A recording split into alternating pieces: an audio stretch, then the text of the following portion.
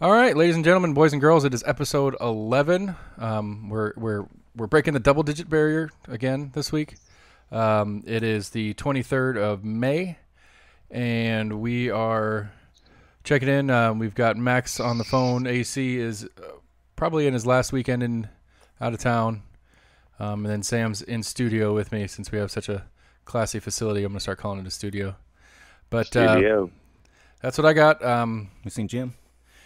I heard Jim a second ago in the background. Jim only seems to be with Max when Max is over the phone. Sneaky. Yeah, he likes to hang out with me sometimes. Sounds like an 11-year-old girl somehow. Exactly. So, all right. So everybody's here that's going to be here, and I don't know. What do you guys want to start with? What do you guys think about drunk Biden? You're not black if you don't vote for me. That one. Yeah, like all his stuff.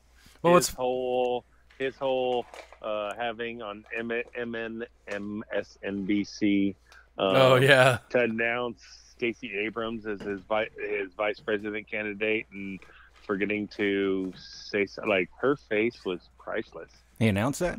No, he didn't announce it. Like no, he had her on I was MSNBC. about to say, I didn't see that story pop up yet. Yeah, Max, tell the story. It's hilarious. So you do better than me. Oh yeah, if you just search Joe Biden, MSNBC, Stacey Abrams, and like the host, whatever his name is, Right. I should know. He was like, "Oh, Joe Biden, you asked Stacey Abrams to come on the show because you have a big announcement," and then he went into the, "We think the world of Stacey Abrams, what she's done with voters' rights and blah blah blah," and then he went off and like forgot what he was talking about. And then he started going into Trump doesn't want voter mail-in votes and all that shit. Mm-hmm. And you could just watch her face of being happy, like thinking that she's gonna have like the you're my running mate. Right. My favorite. It went into him talking, and slowly but surely her face got sad, and then you just saw this uncomfortable Like, what am I doing look here? on her face, like, why am I here? And he never said anything. All right. And like the whole thing was like he was asking her to come on the show to announce his VP. That's what it's. Yeah, that's what it pitched at. Like that's what she thought, obviously. Yeah, because the whoever the host of the show was like, "Well, Joe, you got you here, and we've got Stacey Abrams here. Is there something you want to tell everybody?" It's like a parent trying to make the other one kid apologize to the other. Everybody knows what's coming. You just got to officially say it, and then he wanders off into no man's land.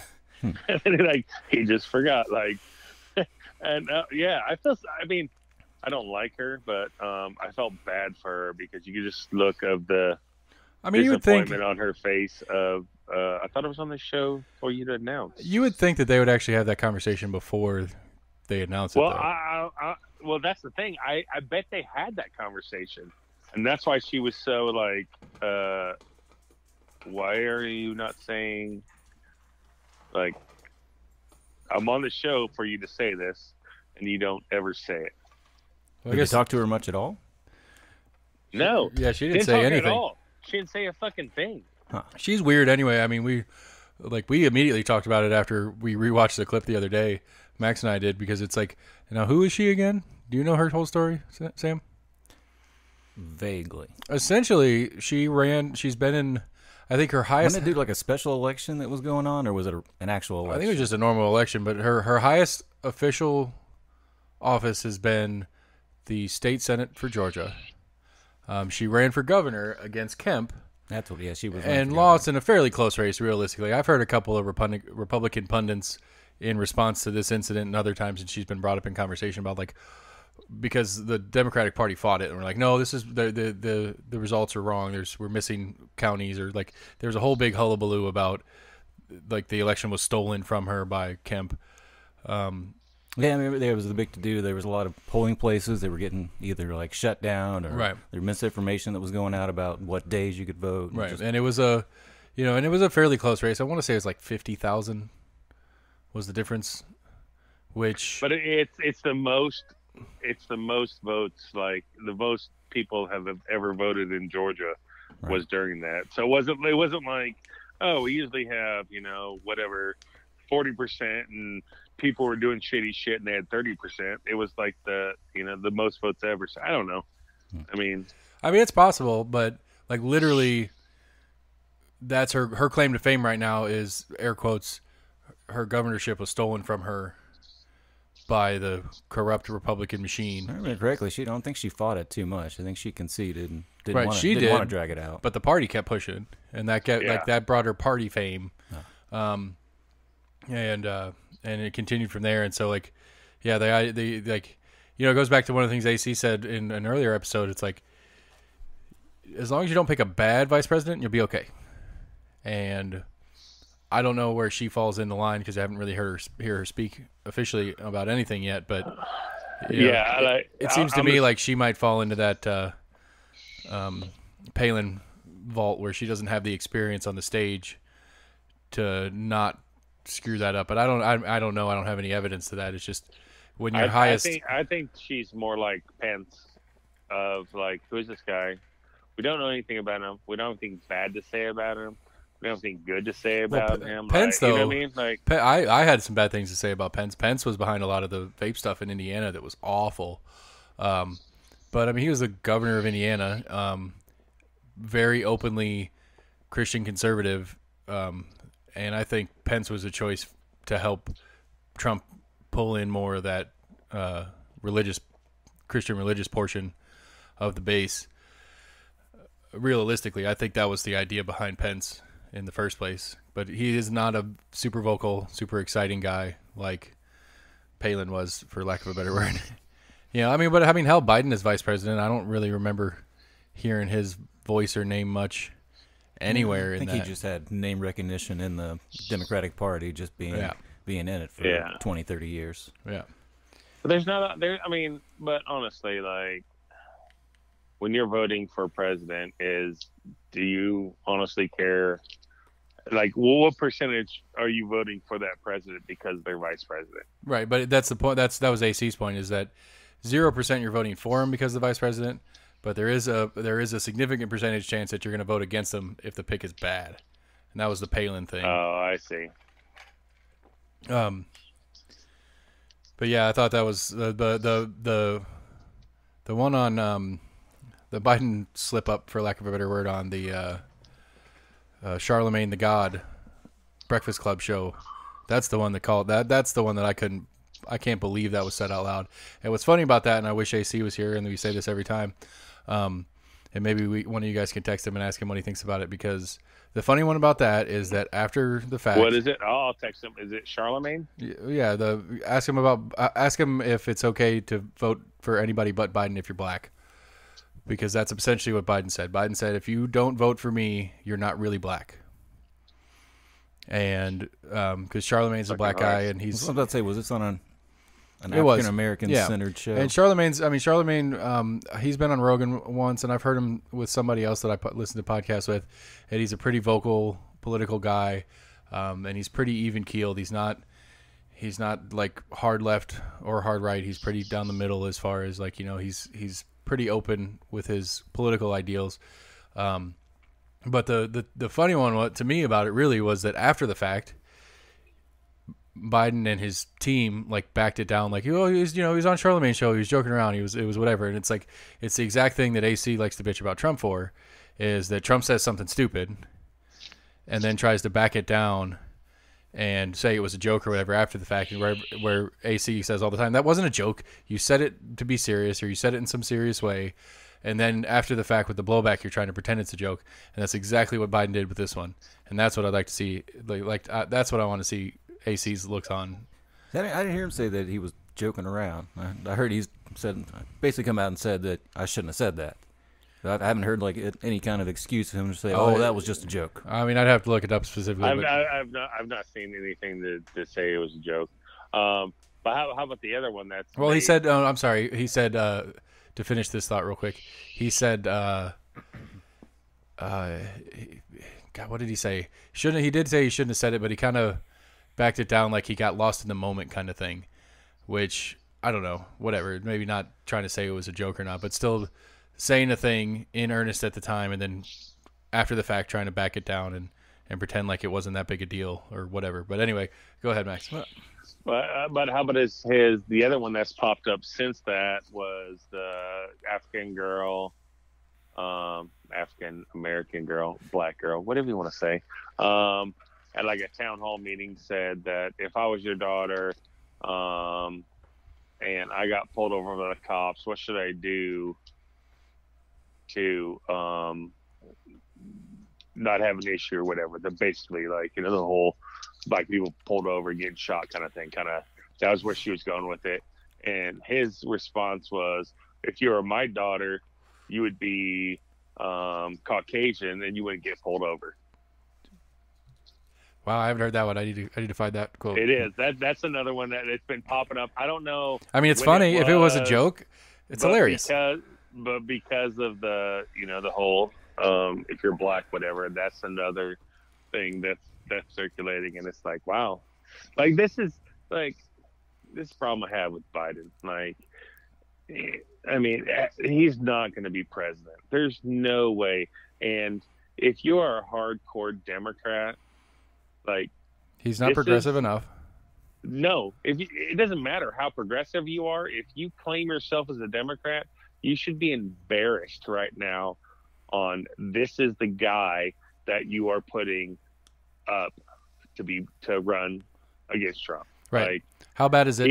He is embarrassing. Like, I mean, I know AC talks about how much of a fucking weirdo Trump is and his craziness, but like Biden is a whole nother level of his touching girls, crazy talk, not knowing what he's saying. Like, just that sniff is the on guy. purpose. He really has like on early onset Alzheimer's. Like, I don't know. It does seem that way for sure. Sam, you were trying to say something, or was that back when? That was back. Okay, well, you can bring back. We can go back around. We're gonna talk in circles. I mean, it sounded like your defense of trying to call out AC for comments that Biden had made and trying to compare it to things that Trump has said. I didn't quite. The volume's not there, but it's the same practice. It's more in the responses to it. I don't think Biden is, from what I've heard of his excuses for things that have been thrown at him, he hasn't tried to just straight up deny it and throw it off and flat out lie about it. Okay. I mean, would you agree or disagree? I would have just recently with the whole on the Trump thing was like, oh, I was just making a joke. Like, no, that was not a joke. You were flat out lying about what you said the previous day. Right. Yeah. No, I get it. I'll have to look. I was just saying. I was comparing you can say what you want about Trump. It's just and how much crazy stuff he says, but he's not. I mean, I don't think Biden has a daughter, but I don't think he's ever, said like, oh, if this wasn't my daughter, I'd be dating her. Like, that's fucked up. That is fucked up. Even saying that's a coherent, like, thought process or whatever. Like, it's weird. What I'm saying is but, Biden is like so. I mean, he's your fucking grandpa in a nursing home, and you're like, no, I'm.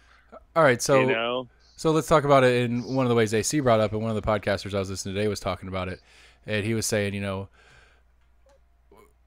he tried to sell it as like, we always do this. And I disagree with it in that when you're voting for a president, you're voting for his team or her team. Excuse me. There will be a female eventually.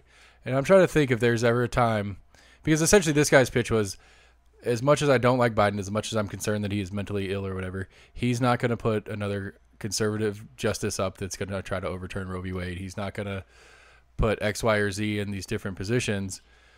The people he will put in these positions are people that are more progressive, left-leaning, whatever, blah, blah, blah, blah, blah, because he's a party. I mean, because he's not going to do it. Somebody's going to tell him who he's putting in those positions. I don't know if people look at the long game like that. I'm sure some people do, but that's what I'm saying. This guy was trying to say that we, as the public, look at that a lot, and it's like the abortion one I might agree with a little bit, that I think a lot of people, because it's such a very specific issue, you don't find a lot of middle ground people.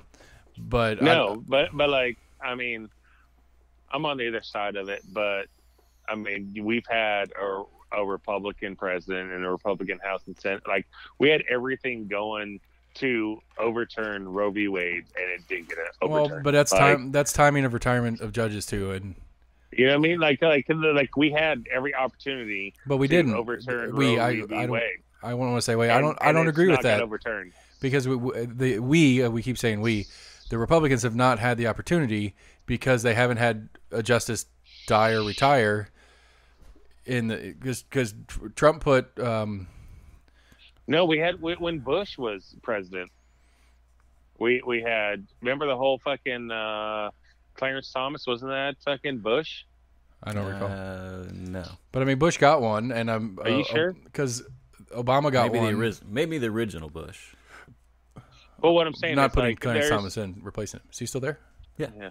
We Yeah. talked about this a couple weeks ago. yeah. None of us have a fucking Yeah, he's still clue there. how the Supreme Court works. He's still there. But what I'm saying is, there's been, I mean, that's kind of what each side goes back to. But Roe v. Wade's not going to be overturned, whether you're Republican or Democrat. Like, that shit's just set. I mean, there's going to be adjustment. Like, it's just, I don't. It's a stupid fucking excuse to talk about politics, in my opinion.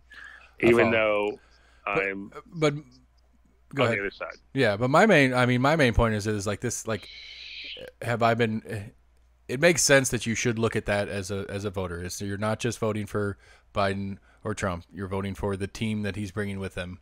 And that makes sense, but I don't. I mean, I don't. I would argue strongly that the general public doesn't think that way. I'm trying to think when candidates really start looking at who they're going to put in, at least their cabinet. Well, if you do it too early, they get investigated for doing their job that they don't have yet, and then get arrested for lying to the FBI about something the FBI already knew. So you just get him in a perjury trap, and then you try to turn him on the rest of his team. But that's not that big a deal because Obama did it. And Obama's untouchable. So, I mean, that was a really interesting that video I sent you guys as far as like right now, if you get on the Obama is untouchable, like conversation wise, like other than hardcore like Fox News.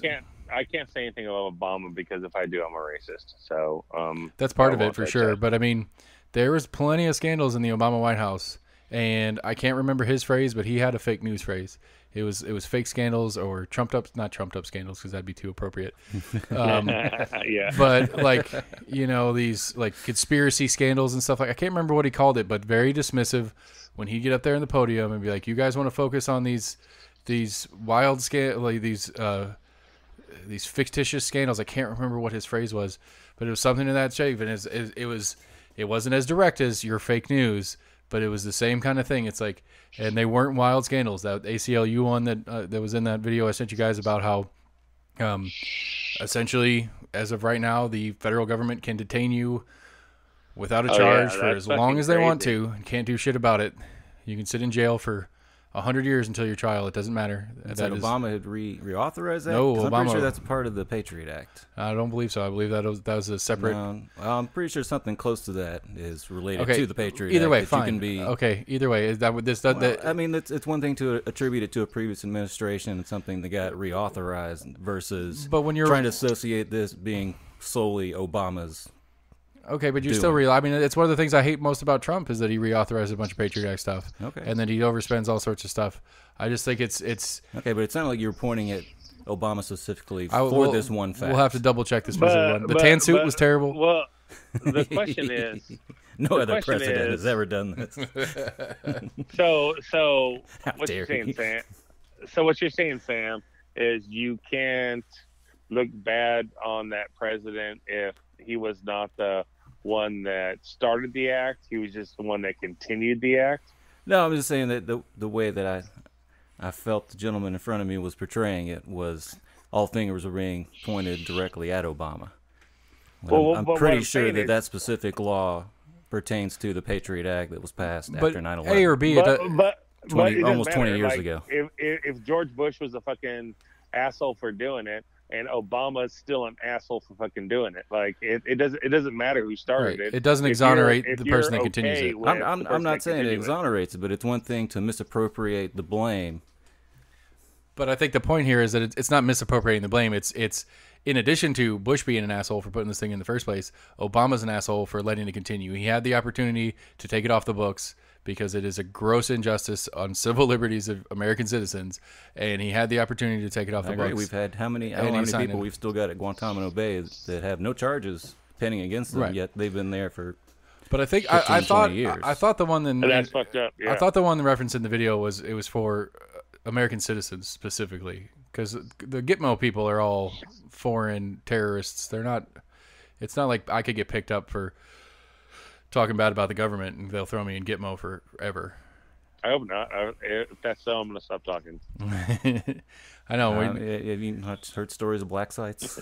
Yeah, exactly. I'm sure they're there, but I mean, really, anymore, you're gonna kill yourself somewhere on accident. You're gonna drive your car off a cliff, even though you've never been near one ever in your life. On a side note of government shit is, so if you have a handgun carry permit, I learned this today. You have a handgun carry permit. It is a felony if you have a gun on you and you wear a mask. That's part of your handgun carry permit. Is you're not allowed to wear a mask. And so this guy was talking about. I'm confused about now that we're required to wear a mask. You're now am I going to be committing a felony because to go in public places I have to wear a mask and I have a handgun carrying permit and I want to carry my gun? I was like, and it made me go down the rabbit hole of, is this a way to get? I saw some headline. I saw some headline that popped up. I'm pretty sure it was somewhere in the U.S. I don't know if it was a specific state, but they were referencing a law that was in to where you weren't allowed to wear the hijab, which is essentially a mask with a head covering, but you're allowed to wear a mask in a state that I guess was either requiring mask or of course were suggested to wear masks. Right. But they're saying the hijab was illegal. I'd like to see that story. Like, That's interesting. What the fuck am I supposed to wear? Like, can I wear a mask and a head covering? Well, it's like our friend that I sent you guys. Looks like a hijab. Our friend that I sent you guys a picture of that wore his Klan hood into the grocery store. Yeah, that's pretty. It's funny. Like, hey, he's trying to follow the social the social distancing guidelines, and that's the only mask he had handy. What are you gonna do? I mean, mask shortages were there. I mean, my kids have asked if they could wear their like Halloween masks out. Like we got Spider-Man masks. Right. And it's like, no, that doesn't. It's not the same. It's not. I'm surprised. I'm surprised there's not been a string of robberies, like bank robberies, like people wearing their Corona mask. I told you I went to the hardware store and I picked up a what is it called? I just blanked out on the word. A lever. I was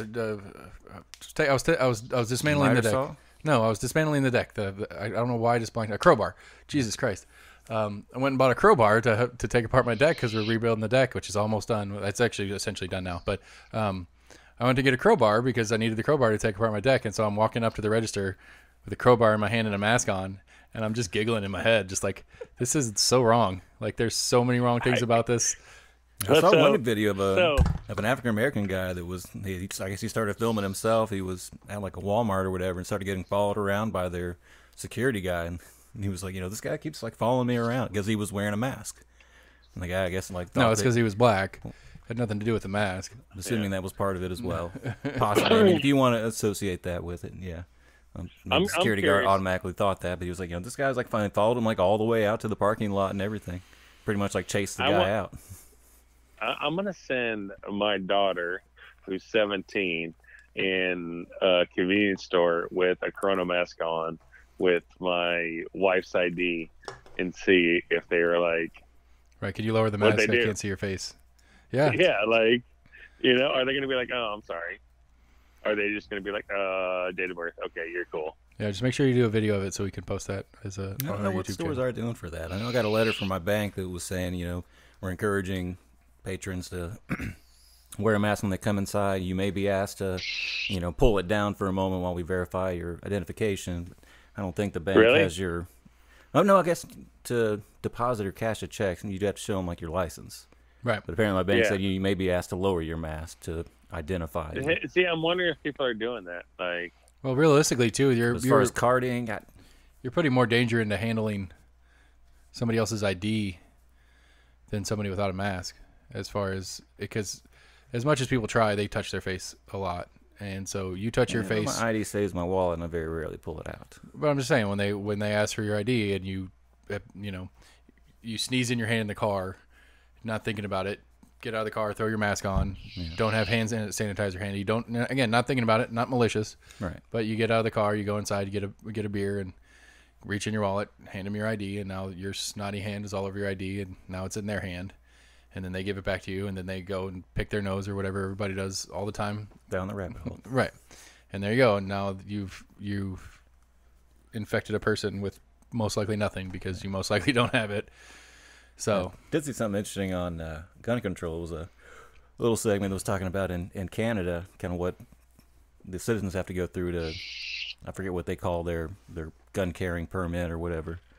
But apparently there, once you're a registered gun owner, your background is, there's essentially a background check is done on you every single day or anyone in that database, which I thought was really interesting.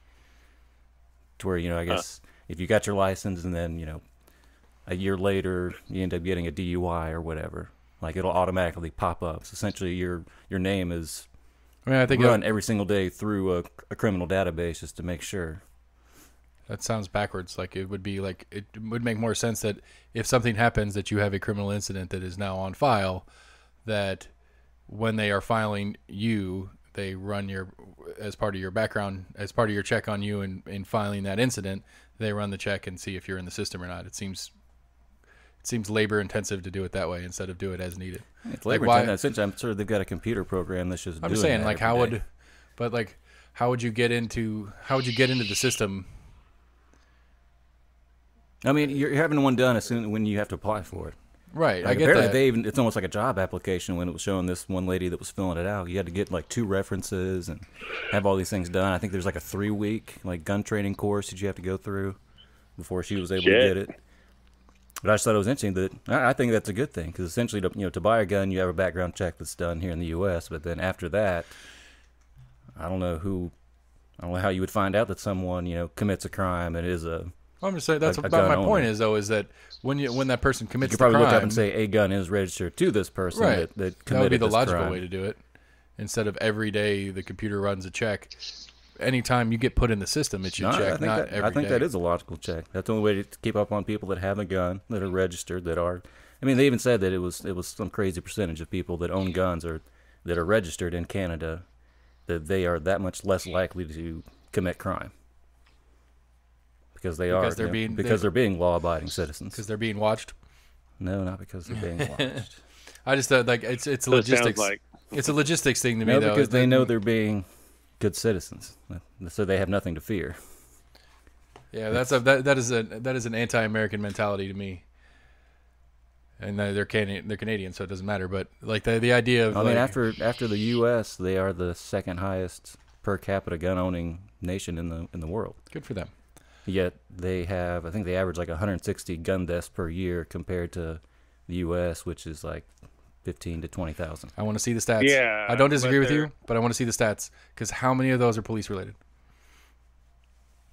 I guarantee you, of those 160, probably none or very few, like less than 10%, are police involved. And I'd also be curious to know if their stats include suicide. But their population is a lot less too. Also true. I think they did that stat, and compared to per capita, their death rate was 7 times higher. The U.S. death rate is 7 times higher per capita than Canada. Right. I would still argue. I would like to see it if you want to try to look it up or whatever. I would like to see if they include suicide and if they include police-involved shootings. And then on top of that, how many of the deaths were police shooting people? Because American cops shoot a lot more fucking people than any other police. Well, that's probably not true, but American cops shoot a lot of fucking people. No, it is. No, like I mean, American... you get into fucking China or something like that. And you can find many cops that in their 20 years of service never had to fire their gun. American cops shoot more people than anybody. I know. I'm backing that off just because like that's reportable. I would guarantee in the reportable part of it in countries that report those incidents, but I guarantee you Chinese cops shoot more people than anybody else. No. This Hong Kong they're shit, not. if you follow the current situation in Hong Kong, that's some fucked up shit. I heard a little bit about it. I didn't know if it was a suggested mandate or if China essentially- had already signed something saying that they were going to take over. Essentially, what they do is once a year, their version of Congress meets, because it's really Xi Jinping or whatever his name is, that really just does whatever he wants to do because he's a dictator. But they do have like a Congress type thing that meets, but they only meet once a year, and it's usually for like a couple weeks. But they shrunk it down because, COVID's around, so you need everybody together more of the time, right, Max? That's the plan. I'm making fun of your thing about people are running shorter hours during COVID-19. So essentially, the Chinese Parliament or whatever version they have only meets once a year, and they've shrunk how many days they're meeting and talking about stuff. But one of the main things they're doing is they're putting basically a thing in place that dissension is a punishable crime, and it's specifically aimed at Hong Kong and all these protesters in Hong Kong and stuff like that. And they're just taking advantage of the COVID crisis because we over here in America and the West, who think that's a bad idea, are too busy dealing with their own shit to pitch a fit about China basically taking Hong Kong over. But so no, what are you looking at? I'm just looking at the rate per 10 million. You're still on gun deaths? I was looking up your cop thing. Oh, gotcha. Well, while you're doing that, Venezuela is number one. Australia? Venezuela. Venezuela. Check. Venezuela. Well, while you were researching, I don't think fucking America's right. It says 933 deaths. That cops shot somebody or cops get shot? Shot and killed. But who's shooting who? The cops. Shot and killed a person. List of killings by law enforcement officers by country. Killings. That's an interesting use of the word. Yeah, and United States is 933. Yeah, I don't think that's. I don't believe that. That sounds. So I finished watching No Man's Land last night. You guys watch that? Anybody? No. No Man's Land. It was about the Bundys in, not Ted Bundy, but the Bundys that took over that state land in Oregon and the whole big thing. Yeah. Yeah, and they showed the dad getting shot. They showed the helicopter that was flying over when they pulled him out of his car and fucking shot him. It was pretty, I was not prepared. I was like, you knew it was coming. I vaguely remember it from the news, and it was it's kind of how the stand down ended. On Netflix? This is on Amazon. Oh. It was a helicopter, so it was like 100 feet in the air, so it wasn't like. I'm surprised they showed that. Yeah. But yeah, and it was really crazy how they did it, because they had the audio from a video that the daughter-in-law who was in the vehicle with him was trying to take video of what was going on, but they were ducked down in their seats, trying not to get shot. And so you had her audio, but the helicopter's video, and they had it synced up perfect. So you heard shots, and you had this really high vantage point looking down, and you see him twitch, and then I think I don't know how many times they actually made contact with him, but which one are we talking about? The Oregon land rights. Cliven Bundy? Is it the one with the? Was there Lavoie. snow around? Yeah. Yeah, I saw that. It's the guy's name was the dude that got shot was something Lavoie. He was one of I don't know if he was the dad of it, but there were the Bundy brothers that were kind of the ringleaders, for lack of a better word, of the thing. But he was, I don't know what his relationship familiar was, but he was one of the top brass in kind of the standoff. And so that. Go ahead. Basically they put themselves out there on purpose. They knew they were going to get. They knew this was going to cause an incident, because essentially they'd been in standoff and had been kind of a stalemate. They're just kind of sitting there, and the FBI was there, and everybody was water rights or grazing rights. I think we talked about it a little bit before. Yeah, it was a grazing rights thing, but so it was really a military tactic, like assassination. Yeah, well, when you watch the video, you're like, yeah. What they did is the guys from the militia group, for lack of a better word, The farming leader, co-op. right. The leadership was going to meet with sheriff, the local sheriff, the county sheriff, whatever. They announced it to the press and stuff. They're like, we're gonna go meet with him. We're gonna go talk to him. We're gonna see if we can't, get this thing settled. This has gone on long enough, and they told him when they were going and all that stuff. And it was one of those country road out in the middle of Oregon. Like it was about. I think they said it was about They said about an hour or 100 miles, one of the two, from point A to point B that they were driving. But a long stretch of road, and essentially it's like very easy place to go pull him over. It was an ambush for and sure. and arrest him and put him down. And so they pull him over. And again, they have a bunch of different camera angles and a bunch of different video and audio going on that they edited together, so it was one seamless scene. But it was like movie style because you had you had some of the stuff from in the car. All the audio was from in the car. But you had some of the like body cams, some of the dash cams, the helicopter cam going on, and all this different stuff. And so they stop him, and the guy's like, we're on our way to meet. We're trying to settle this thing. We don't need to do this here. And so he takes off, and like maybe a half a mile up the road, they've got the road blocked off, and he tries to drive around the curve, and like Max was saying, there's a bunch of snow and stuff, and so he got his truck stuck in the snow. And so he's trying to get out. Or everybody's ducked down or whatever, and the driver gets out to try to do whatever, and just shot. Yeah, it was fucking awful. And they said, like, what was weird about the documentary is it was very vague. Is the FBI said that he was going for his gun. Very beginning of the documentary starts out with this guy that goes out to the press, and he says, "This gun right here is Lavoie's gun. They shot and killed that man and are trying to say that he was going for his gun. I know he didn't go for his gun because this is his gun." And it doesn't link that back together, like at the end of the documentary. And I don't know if that was the intent or whether, who knows whether he had a different gun or not. But like, it was very unclear on whether he actually had a gun on him or not. Of like the 26 people that got arrested, for like upwards of including like treason and stuff like that. The only thing most people got was like destruction of property, just like destruction of federal property and probations and stuff like that. So nobody did any real time. It's really like, it was a very,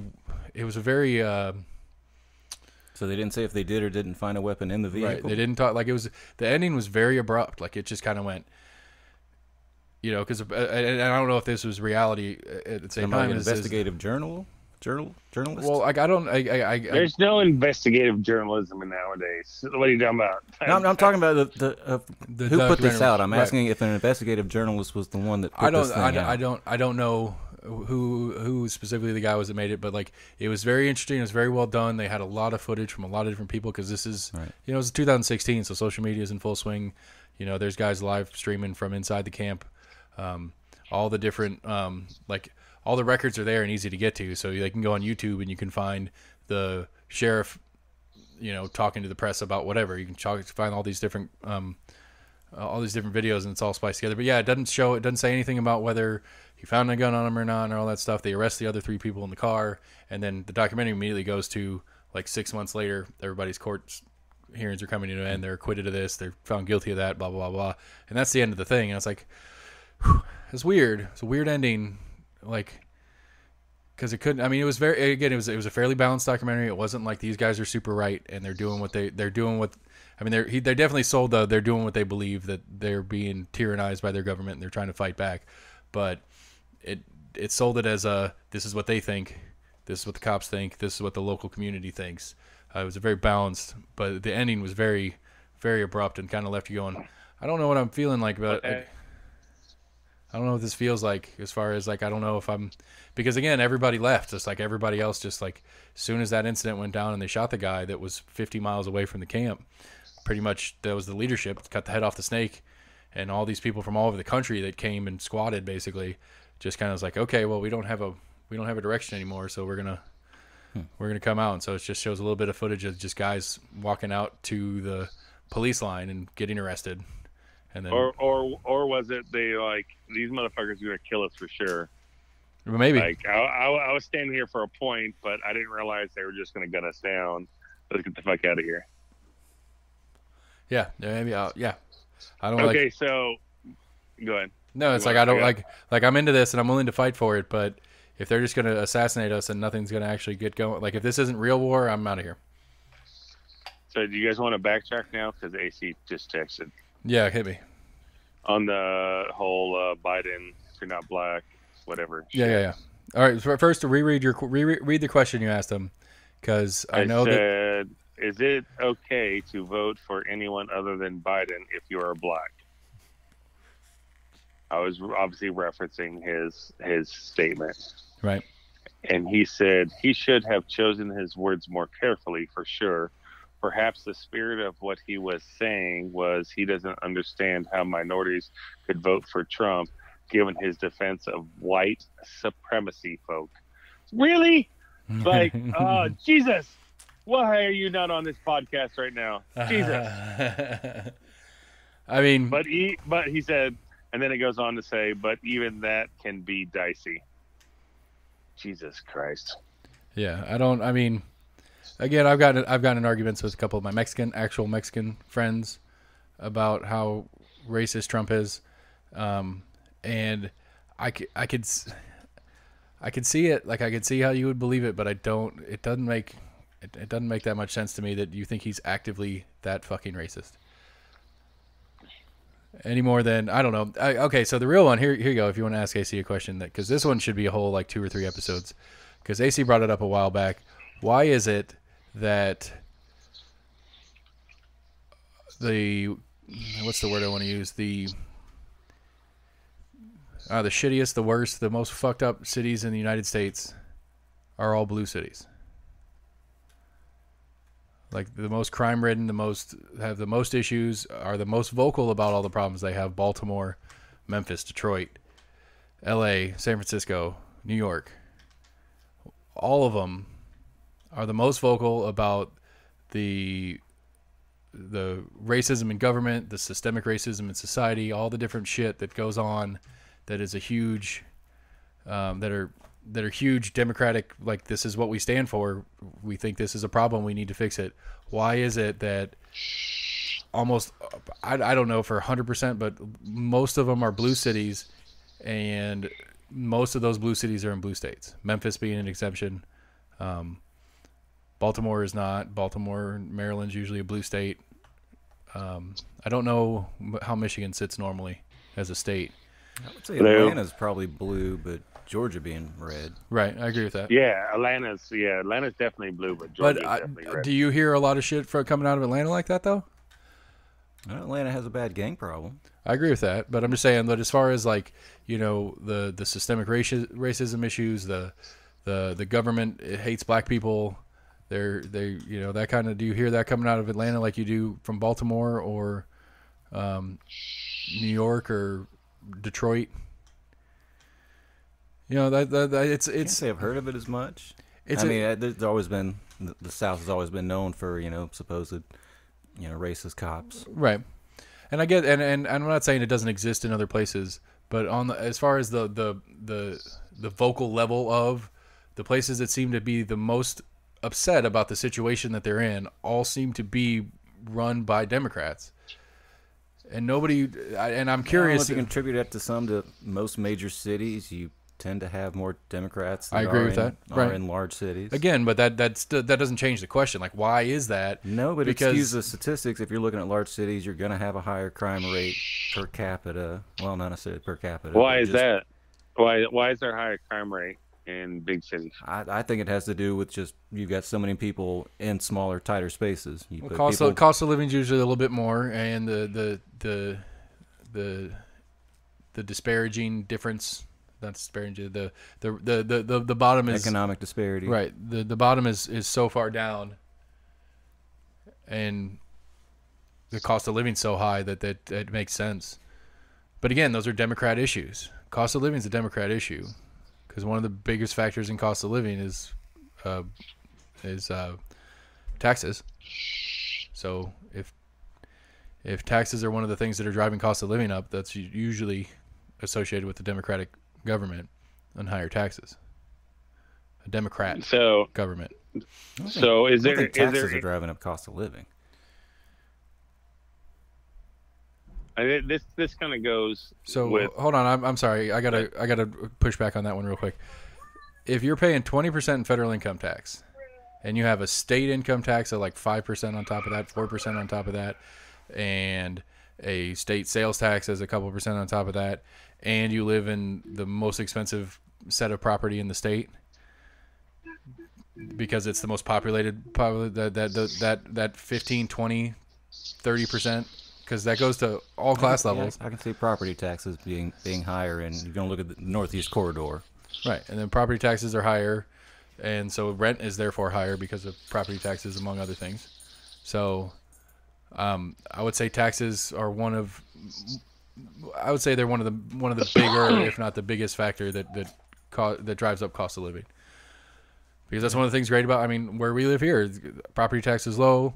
We don't have a state income tax. Our state sales tax is reasonable. It's a little high, but it's reasonable considering comparatively, yeah. Right, considering what we could pay in income tax instead. So again, the question being, I see what you're saying. You know, if Baltimore is blue and has been a blue city and keeps electing Democrats, and it stays the same, at what point do you as a populace go, how many elected officials in a row have promised us a fix? How many times have we been told it's going to get better, and it doesn't, but you keep doing it? You know, and that I bring this up specifically from the Biden black comment, because the Biden black comment is Biden accidentally saying out loud what the Democrats have believed for years, is that if you have a D next to your name, you get the black vote. Period. If you're Barack Obama or half black or whatever, and you have a D next to your name, you get the black vote plus all the other black people that don't usually come out and vote. We get more of the black vote, but we still get all the black vote.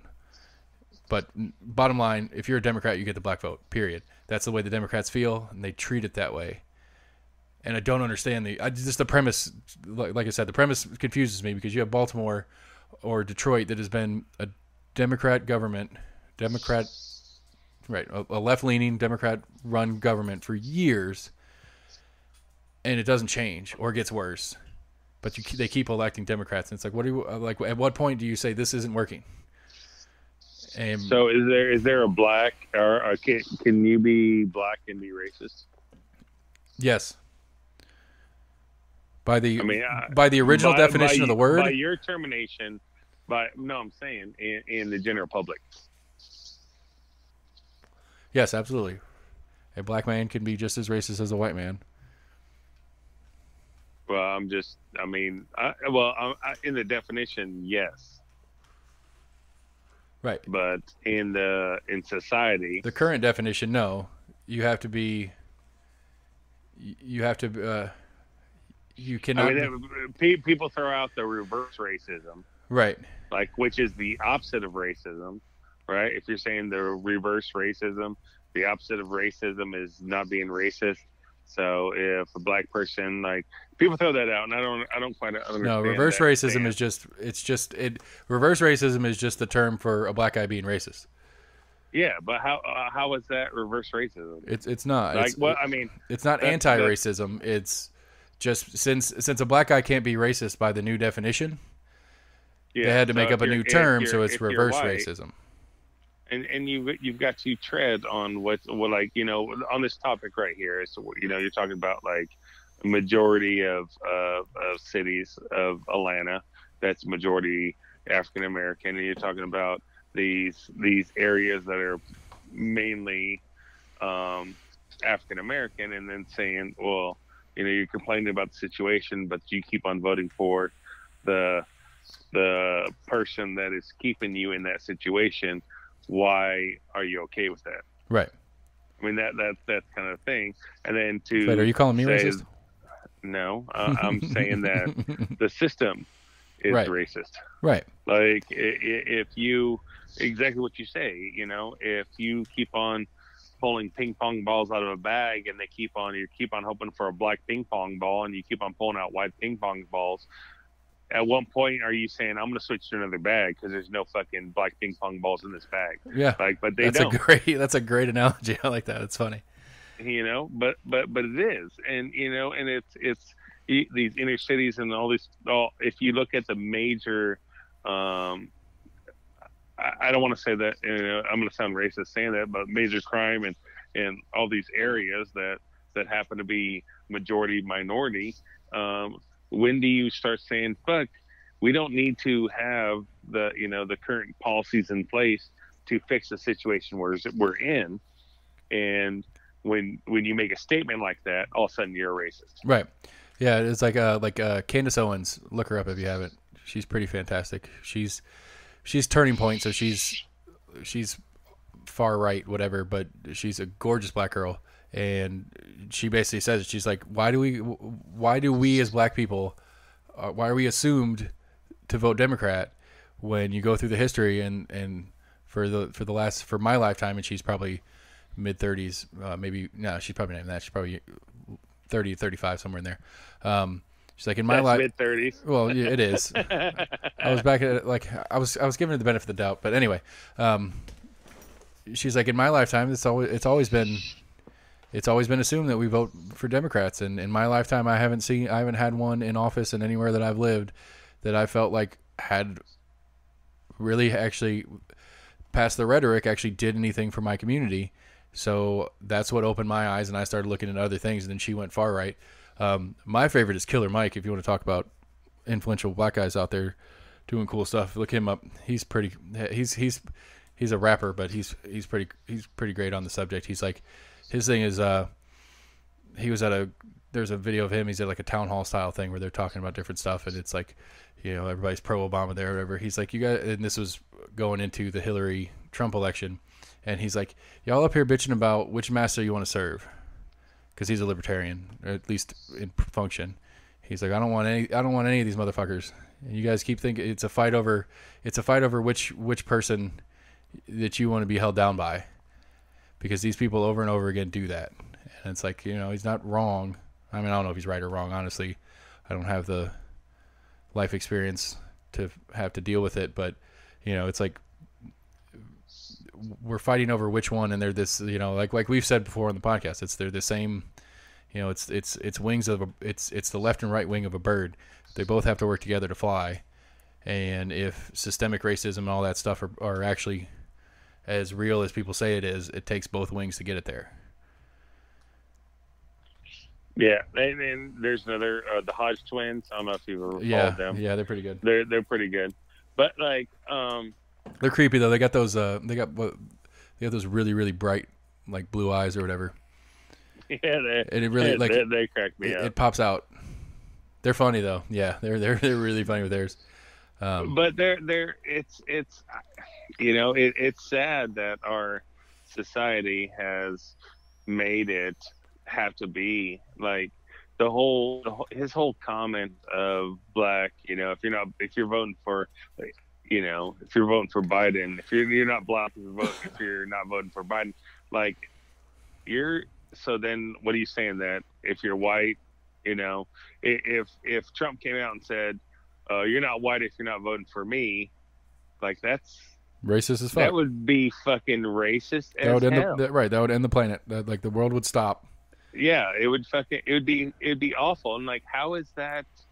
I don't understand. And if you want racism to stop, if you want to get rid of all this stuff, you need to stop putting people in boxes. We need to stop, if you like, I mean, if a boy wears pink, he's gay. Like, it's, we need to stop putting people in a category saying that if you believe this, you have to be this. Like that. Just, yeah.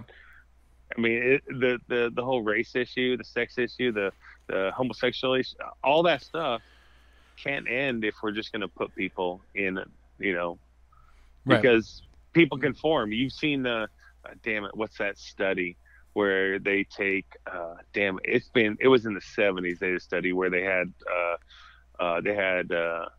like 5 people, 6 people on a panel, and one guy is not on that panel. Like one guy is actually in the study, and all the other people are not in the study. Their actors are told to do. And they show a line. It's like a piece of paper, and they have a line, and then they have 3 other lines, A, B, and C. And you have to say They ask everybody which line, the first line, is the same length as A, B, or C. And the 4 or 5 other guys in the panel that are queued, they say the wrong line.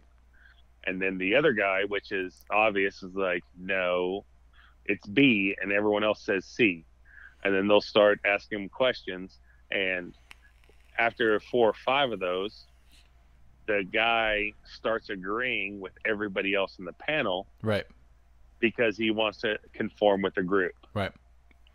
And so it's not what you think. It's like people want to conform. Right. And so if we're saying, you know, if we push this, if you're a Democrat, you're black, and if you're a Republican, you're white, and you push that and you have enough people around you, you will start believing that. And not because you want to, because you think that's what you have to do. Right. And I think that's where we're going with saying shit like that or believing shit like that, you know. And it's, I don't know. I don't know how to not get away from this. It's just, I mean, to toot my libertarian home real quick, it's the libertarian thing. It's like, I don't give a shit who you are. What you do in your home is your business. You know, and I think that's, and again, I think that's to the point of the podcast from the get go. I think most people don't really care about your sexual preference. Don't really. There are obviously a good handful of solid racists out there of all base colors hating on other colors or religions or whatever. They're definitely out there, and they seem to be. I would say they're more vocal in the Twitter sphere and stuff like that. I think is part of the issue that's hard for the normal people to wrap their head around. Because if you're just us and you watch the news for 4 hours, you know, you're told enough times, like the guy in your study, you're told enough times that America is racist that you start to go, okay, yeah, it must be. Everybody's saying it is, but the reality is that it's like there's, I don't know, 300 something million people in this country. There are probably a couple million legitimate hardcore racists. It just happens to be that million or so hardcore racists are loud, and the other 320 something million of us hear them over and over again. If someone, like, if you're in a situation and someone calls you a racist, the first thing you do is you try to, like, defend yourself. But I wonder how many, you know, African Americans have been called racist and not thought a fucking thing about it. Yeah. But as a Caucasian male, you're like, oh, no, I'm not racist. Like, I had a black dude at my wedding. Wait, that's you, not me. Exactly. I did, yeah. You know, it's just like, oh, no. I've got a lot of black friends. Like, you feel you have to defend yourself on that topic, and it's not. And then by the rules of the current social media is by defending yourself, you're admitting it. Yeah, then you're like, oh, I can't defend myself too much because if I defend that's what I am. Right. If you weren't racist, you wouldn't care if somebody called you a racist. But it's a conversation stopper because you can't properly defend it by any metric that's out there. And it's just, I win because I called you a racist first. I mean, I hope that eventually, you know, race will become nonchalant. Here's one. Okay, so Sam and I talked about this off air last week, 2 weeks ago. One of the libertarian views that's it's a hard one to say out loud, but a lot of people get reactive to it. But libertarians believe in the right to discriminate. Since we're on topic, say that again. The libertarian believes that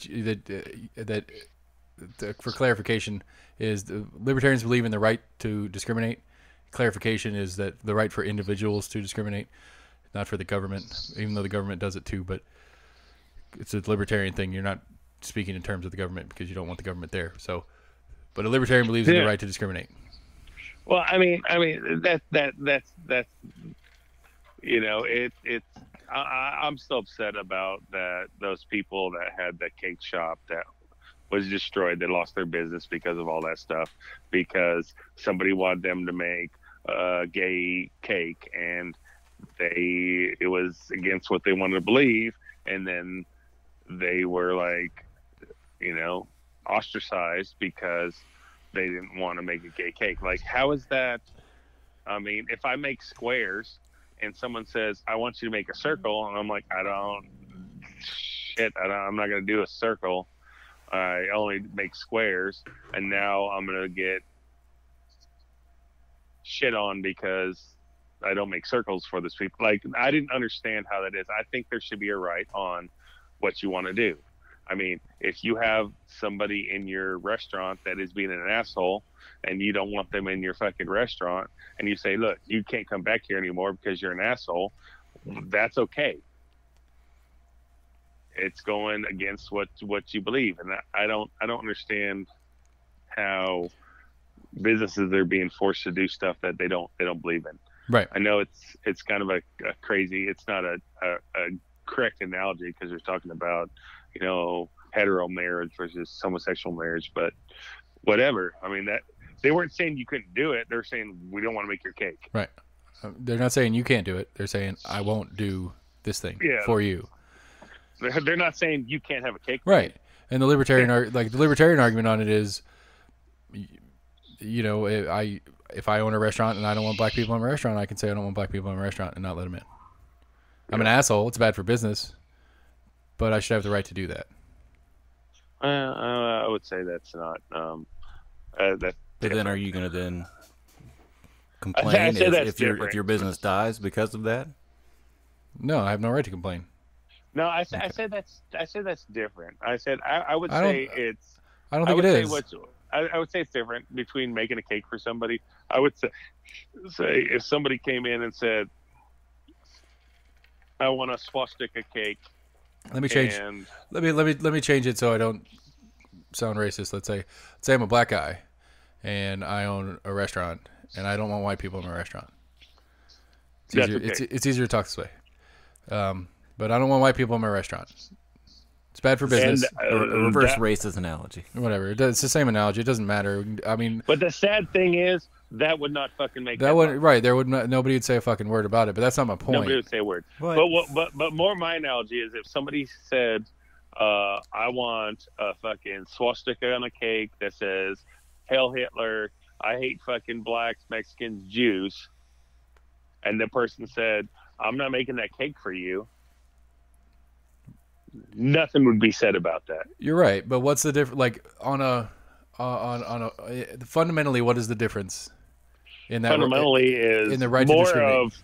Because more of society agrees that fucking swastikas are bad. Unless you're, but it doesn't change the opinion of that person. It doesn't change the opinion of the business. You know what I mean? I mean.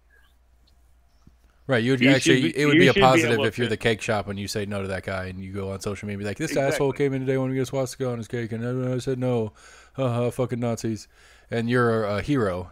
But that's not my point, though. My point in this whole thing is that you should have a right to do that either way, whichever way you want to do it. If I only want to make swastika cakes, I only make cakes with swastikas on them. That's all I'm going to do is make swastika cakes. I have a very limited clientele with my business choice, but that's what I decided to do. And then you would be ostracized by the general public, and that's fine. That's my stupid business choice. But as a right of an individual to make a stupid business choice by excluding black people from my restaurant or excluding males from my nail salon, whatever version we want to do. Like, I mean, we could throw 1,000 different examples out. Whether it's a good business idea or not is not the point. The point is I should have the right to do it. The better version of the point is the government shouldn't have a right to tell me I can't or I have to. That's a better way to say it. The government shouldn't be able to tell me that I have to serve black people in my restaurant because I don't want to. Same thing with I mean, you're right. It's not a good business model, and you'll probably lose a lot of business, and then people are not going to go there. You'll shut down. But the government shouldn't be stepping in and fining you, or shut their. You have to let these people in. I mean, right? Because it comes down to it's not going to work long term. So you'd be shut down anyway. So. Right? Because when it comes down to it, in the libertarian viewpoint of I'm a free person making free decisions, I discriminate in everything I do all the time. I got a thing for redheads. I married a redhead. I've never found black women particularly attractive. There's a handful out there. Candace Owens I mentioned earlier. But for the most part, like, just black girls don't do it for me. Am I racist because I'm not into black girls? No. I just have a type. Preference. I have a type, and they're not black girls. But you know what's funny is I mean, this is what's problem with our society right now. Exactly what you said. When you said I'm into redheads, it did not move my inner core a bit. But when you said I'm not into black girls, there was a little part of me that was like, ooh. I don't want to be on your podcast anymore. I don't want to be on this podcast anymore. I don't want anything to do with you. No, but why is that? Like, you saying you're right. into redheads and that's what you like, or if you say I'm not into blondes, that doesn't move. Right? Why does that the needle at all? Right. But you saying I'm not into black girls, why does that move the needle a shit ton? Like your core thing's like, ooh, did you just say that? Because we're told every day that America is racist, and anytime race is involved in a preference question, if it is preferenced against black, you like the rest of us have been conditioned to go, oh, wait a minute, hold on a second, and you can't help it. Yeah, like what's wrong with that? Like, nothing's wrong with that, and that's the point. The point is, if I want to run a stupid business plan that doesn't serve black people, then I run a stupid business plan that doesn't serve black people, and I'm literally chasing money out the door. In that same scenario of a business owner wanting to discriminate for whatever reason that they choose, is there a line that you would draw in that scenario for customers? But then also in that same logic, does that company have the same right to discriminate from who they hire? Sure. I mean, why not? Why does it matter? I mean, especially if we're going to run my racist restaurant logic, it would be a real problem if not only am I told that I have to serve black customers, but I have to hire black people in my restaurant that I don't want to serve black people in. It's I mean, I could see where that one where discriminatory hiring becomes problematic, but again, that's what I'm wondering. Is there a line? I don't think so. I think if you get into government jobs and stuff like you're that, already saying there's kind of a gray area in even that. No, there's not. There really isn't. It's just it's a harder. So we're going back to head coaches in the NFL. Yeah, essentially. We're slowly moving that back. I mean, really, that's what it comes down to. I mean, and it's if that's what I'm worried about. It almost opens up the door to discriminatory hiring, allowing discrimination, and almost promoting it. And again, that's a fine line. And okay, I understand the need for your rights and wanting to be able to run a business how you so choose. Let's bring it back to Biden and the election issue. Biden said when he officially took over the candidacy, when the entire party quit and backed him so that they wouldn't let Bernie have a shot, he said in one of the press conferences or something like that he is going to pick a woman. It was at least a woman. Was it a woman of color or just a woman? A woman of color. Okay, so that is the same fucking thing that I'm talking about doing with my restaurant. He is pigeonholing his business as president, a position in his business, to a person by sex and color. That's racist as fuck. That's sexist as fuck. But like Max is saying, since it's not against black or against people of color or against women, it's okay, socially speaking. But as a business, if you were dumb enough as a business to be racist in the first place and not let black customers in, then you were also assumed to be dumb enough to overlook a better employee because he happens to be black.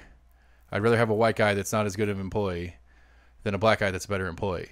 If you're that dumb as a business, then yeah, fine. You should be able to. When you get into government jobs, fine, maybe we can start talking about having some anti-discriminatory whatever. But I have a hard time believing that any good, solid manager of any business that is actually focused on the job is going to hire a white guy over a black guy just because they're white. I could see it as it's a white guy that I know because it's my cousin's second husband's whatever, some sort of, nepotism type thing. I could see that as being an issue. But if you are a good CEO, good manager of any business, you're hiring the best person for the fucking job. Don't give a shit. Because one of the greatest ones because it gets into they always talk about the women make less money than men. On average, women make 70 cents to the dollar or something like that is always the thing the stat they throw out. There's a lot of reasons. It's like 84. Right. There's a lot of reasons for that, but there's an economist that had a great rant on it. And he basically said, if I could hire an entire staff of women and pay them 70% of what I'm paying the men, then I would fire all my fucking guys and hire all women and save a fuck ton in labor. If that was true. That study, I did a bunch of research on exactly what you're talking about. And that study also broke down. Right. You get into fucking oil rig workers and no girls want to do that shit. And that. No, it broke it down into women that don't have children and go in the workforce. It's like 99%. They make 99%. So it's a 1% difference on what they actually make. The big variance is if they have kids or not. Down to is women that have kids and then they take off 5 to 8 years of raising the children and then go back in the workforce. That is the big variance. Well, on top of that too is women tend to not be as assertive in asking for the raise. When women tend to care more about the quality of the work they're doing than the pay they're getting for the work. That's not worded right, but and the women also tend to care more about the benefits associated with the job than the direct pay of the job. So women tend to care more about their insurance coverages and how well the insurance covers their kids and other stuff. They care about a number of other factors, and whatever the sociological reason for all that is, I don't know, but it's a reality. And all these stuff, because there is, there's companies that have childcare issues or options for, there's places that provide childcare for people. Right. And so do they calculate that childcare into the cost of that employment? Into the cost of that employment? Because the guy that is the typical male who is working for that company and his wife is a stay-at-home mom who he's not taking advantage of that childcare situation. Right. Well, my dad brought this up, and this was years ago, and he was talking about it because a couple of his salesmen, my dad was a sales manager, top senior sales manager for his company, and he was having an issue with some of his salesmen because they're this equal pay thing argument started kind of happening or whatever. This was years ago, like I said, but it was basically a bunch of his salesmen were asking for longer paternity leave because, well, why is it if a woman works here and she gets pregnant and has a kid, she gets 3 months off, and if I have a kid or my wife has a kid, I only get a week off? Now, realistically, there's a lot more fucking involved in the woman the last month or two of pregnancy and the first month or two post-pregnancy that they need the more time off for the sake of the child. But, it's like 3 months versus like a week. And these guys are pitching fit. But for sure, it still should be equal, right? I agree that's a systematic problem. That's one thing they've pointed out with, a lot of other first world countries that we want to compare America with. You can argue it's their healthcare system, but other countries... Right, they both parents get a lot more leave. Paternity leave. Fraternity leave? Yeah. Well, fraternity leave would be what I would do. Paternity leave would be parents in general. Maternity's mom, fraternity's father. Right, but allowing fathers to have more time off, or at least, trying to equalize it some way. Right, I'll be honest, a lot of the, because it almost just assumes, okay, well, we're going to give women maternity leave because that's the only person that's going to be taking care of the child, and that's not true in a lot of cases. Right. Well, one of the things, and get into European stuff like that, I would like to see America push more towards the 30-hour work week being normal. I would like to see more of the, instead of the 50 weeks a year being the normal week with 2 weeks vacation. Even if it's unpaid, I'd like to see get normal 6-8 weeks vacation a year. That's one thing. Yeah, I mean a lot of psychologists, that's one thing they tend to harp on. That's one thing that's great. That's why you see a lot more European countries that are generally happier people because on average they're getting 6 weeks a year vacation. I don't know how that works though, in as far as the employer. Like, how do you function? Like, how would we function, Max, if we had? I mean, we don't give any paid vacation. We're getting paid, but we got 3 full-time employees. So if we gave 4 weeks vacation, that'd be 12 weeks out of 52. What does that come? 1 every 5 weeks. Yeah, we'd have to hire somebody else to fill the gap, which wouldn't be the worst thing ever. But and talking about like women wanting time off, I did hear one thing recently. Someone was basically just saying like, oh well, then women shouldn't have kids. That's kind of their thing, and it was kind of going along with the reasoning for why women get paid less because they take that time off. So then that's less, not necessarily seniority, but less time accrued of working. Yeah. So you work 6 more months. You get a raise approval or whatever every 6 months every year. So that's less time. They take off an entire year. That was kind of their logic as to why some women get paid less. And one of the guys' arguments, well, then women shouldn't have kids. Well, I mean, and it's like, well, how do you propagate society? Right. Just encouraging women, like, oh, if you want to have a job, you just can't have kids. Like, okay, half of America, you don't want to have kids so they can have a job. Like, you can't have your cake and eat it. No, that's a stupid excuse. But the realistic, what you got to look at is how long was that person in the workforce? If you're a lawyer and you get out of college and you work for 15 years, you're gonna get to a certain pay level.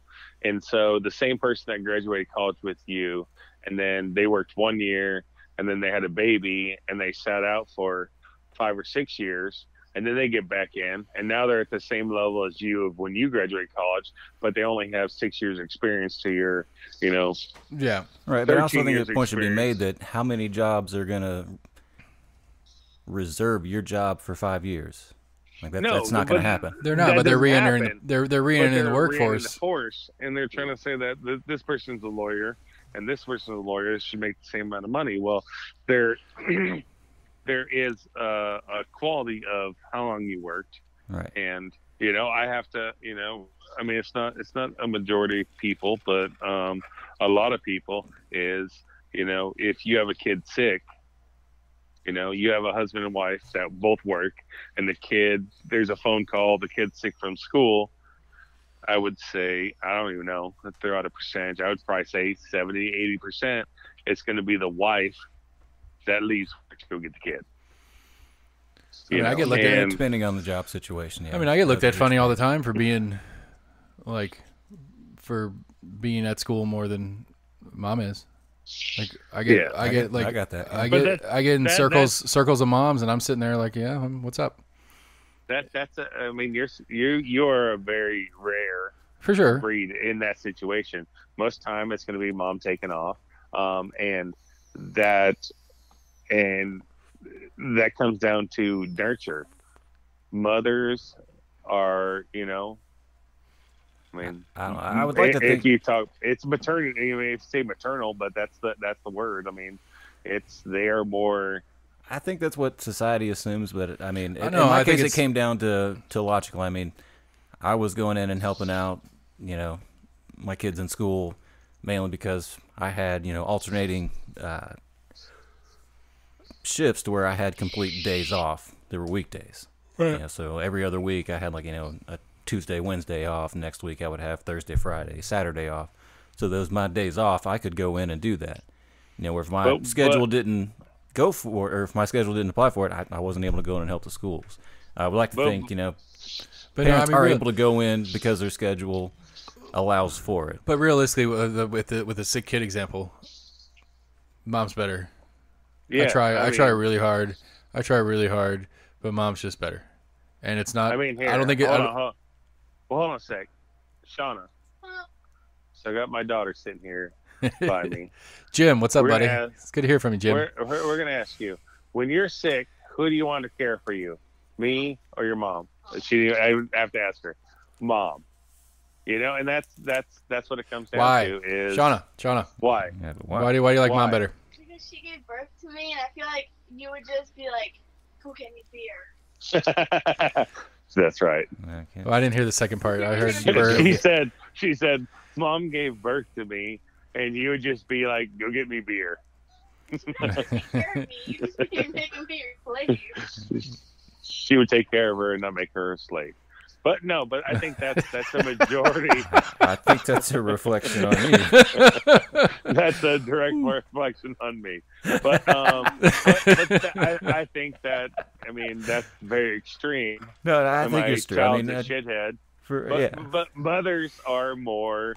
our nurturing, yes, yeah. Yeah, all right. So Yeah. let's pause for a second to be real about how to thank our terrible of moms. a We father just- you are right we now. We had Mother's Day. What was it? A week ago. All right. So hey, so since we have our special guest, real quick, Shauna. Are they all Wait, hold on. Let me switch so she can hear you. We put you on speaker. Let's Try. zoom it. Let's zoom it. Got a question. Shauna, What? how much time do you spend on Mother's Day gifts? I don't spend anything on either. Oh, all right. Do you do anything for your mom? Do you do anything for your mom or dad on their Mother's Day, Father's Day? Like, do you cook breakfast Yes, I did. for both of them? Not for Dad. Yeah, that's what I thought. And that's why you're his slave and your mom takes better care of you when you're sick. No, because I only do that on Mother's Day per day. And the other thing is, the reason I don't cook Dad breakfast is he cooks breakfast before I can. That's your problem, not his. Get up and show your dad that you love him, for Christ's sake. I do, and then he tells me beer. So get him a beer and show him you love him. I do 24/7, and it gets annoying. All right, be fair. At least from like 5 a.m. to 7 a.m., you're not getting him beer. Yeah. Sure. Well, during that breakfast that she doesn't cook you, she grabs you a beer. That's good. I like it. Exactly. All right, sorry for that's a special guest, everybody. Much love. That's funny. But anyway, so before we got into we were talking equal pay, whatever. I don't know. I lost it. I don't know how we got on equal pay and women. And, Well, we were talking. No, I we're mean, talking about minorities and stuff right, like that. Discrimination. right. It started with the right to discriminate. I guess it really started when we were talking about why are the most problematic areas blue states and why, or blue areas, and why they continue to be blue.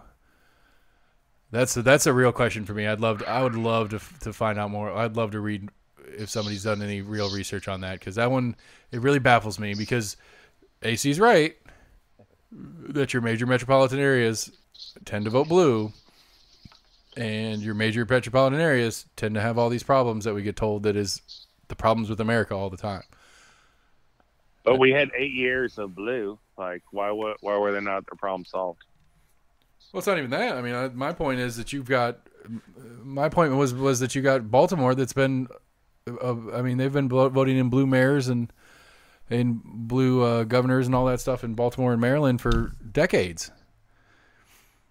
I mean, it's been decades of governance that does that, and that this is the result. Is it because that nobody is truly blue? They just like, you know, do you want to fit in?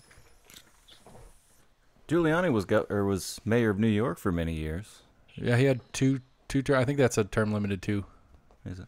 Yeah, He was in there for longer. but yeah, Giuliani was. Yeah, That's right. I was like, oh wait, I do remember one Republican that was in a quote unquote, Democratic city. you know, and you get, but I mean, what's funny about Giuliani is he was much less of a Republican During that time, than he is now. Like he was not a. I think he came in not too long before 9/11. Pretty sure he was mayor during. Yeah, he was mayor 9/11. during 9/11. Yeah.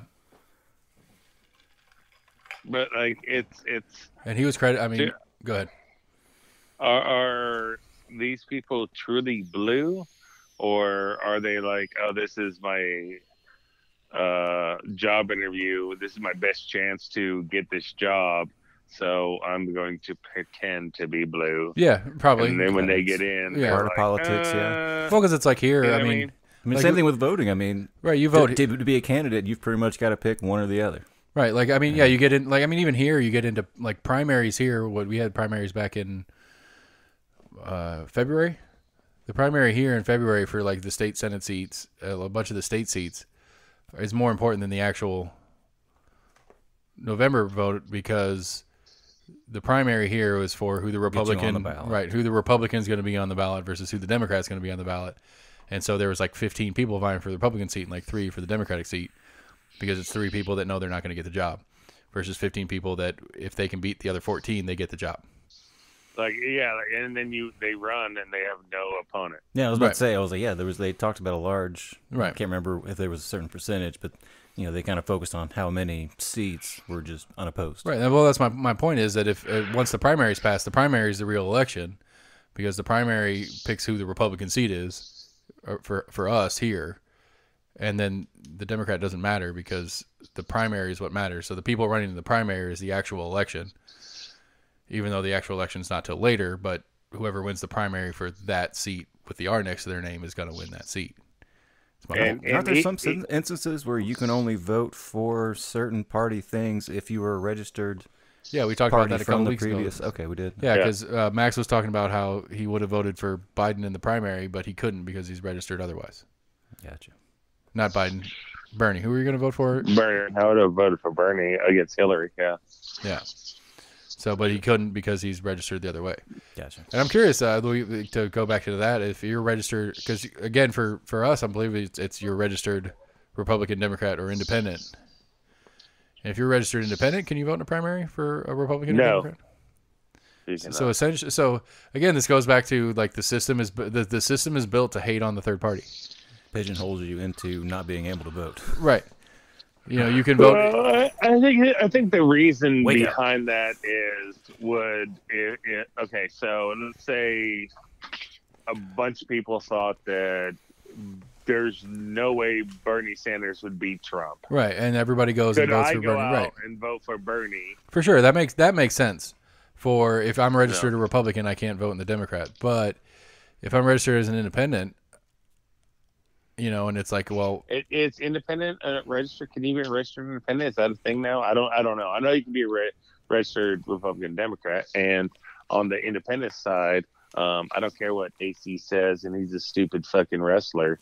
I think I really like Len Jacobs. I think so. I want to say Sanders is considered an independent. Well, he's an independent in Vermont or whatever. But that would make him a registered independent in the state of Vermont whenever he goes to actually do his voting. I don't know how you get away with playing different parties in the thing. I don't know how you get away with changing parties. I mean, you should be able to change parties, but there's weird isms in the parties. Like Bill Weld was the vice presidential candidate on Gary Johnson's ticket for Libertarian, but Bill Weld is actually one of the ones running against Trump in the primary.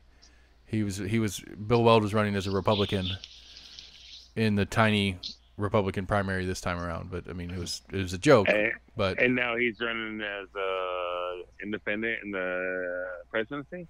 No, he's not running as anything in the presidency, but he was a longtime Republican. He switched to the Libertarian Party in like 2014. Ran as a Libertarian for vice president with Gary Johnson in the 2016 election. But I think he was a Republican senator the whole time, similar to Bernie and being an independent senator the whole time, but running as a Democrat for president. Oh, I gotcha. So it's a weirdism, and I mean, when you get into some of the Libertarian people that I listen to, they really, really hate on Bill Weld because he's not a very good Libertarian, obviously. But it does lend credence to AC's argument that if you're going to have a Libertarian Party on the ticket, it's going to steal from the Republican more than it's going to steal from the Democrat. Which I don't know. It depends what issue. AC doesn't have a stance because he's not on our podcast anymore. Yeah, because he's busy. He might have one patient. He does. He said he got one patient from some nursing home, Shannondale or something, some nursing home. But so again, and then going back to the why are big city blue states that always have problems continuing to be blue cities. Like I sent the picture in the chat of it was about a week ago, I guess, that the stats came out, but it was a little stat comparison of California, Texas, New York, and Florida. Biggest states in the country.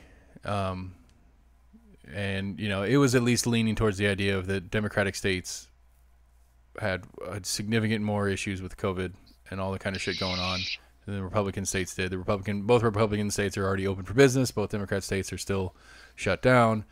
And like I asked AC this at one point, either on one of the bonus episodes or in one of the full episodes. It's like, what is it about New York specifically? Like, I get the population density, I get the mass transit made it easier to move it around, but what is it? I mean, again, I've said this a bunch of times on the show. If you take New York out of the stats, the United States is average or better on the stats of dealing with coronavirus without New York. I think some of it came down. I think I was reading an article today, and Trump saying we shut down flights coming from China late January for non-U.S. citizens and right. non-relatives of that. And I read a thing where I think I sent you the thing where they had done the epidemiology of the viruses in New York. Right, or and European. I can't remember what percentage was, but it was a good chunk that were European as well. Right. I think I was reading today that we didn't implement the European flight ban until like mid to late March. Right. I think that could be part of it as well. For sure. We were getting a lot of. Yeah. And assuming it was probably the same thing as well. It was a ban of non-natives. So I mean, anybody that was vacationing wherever.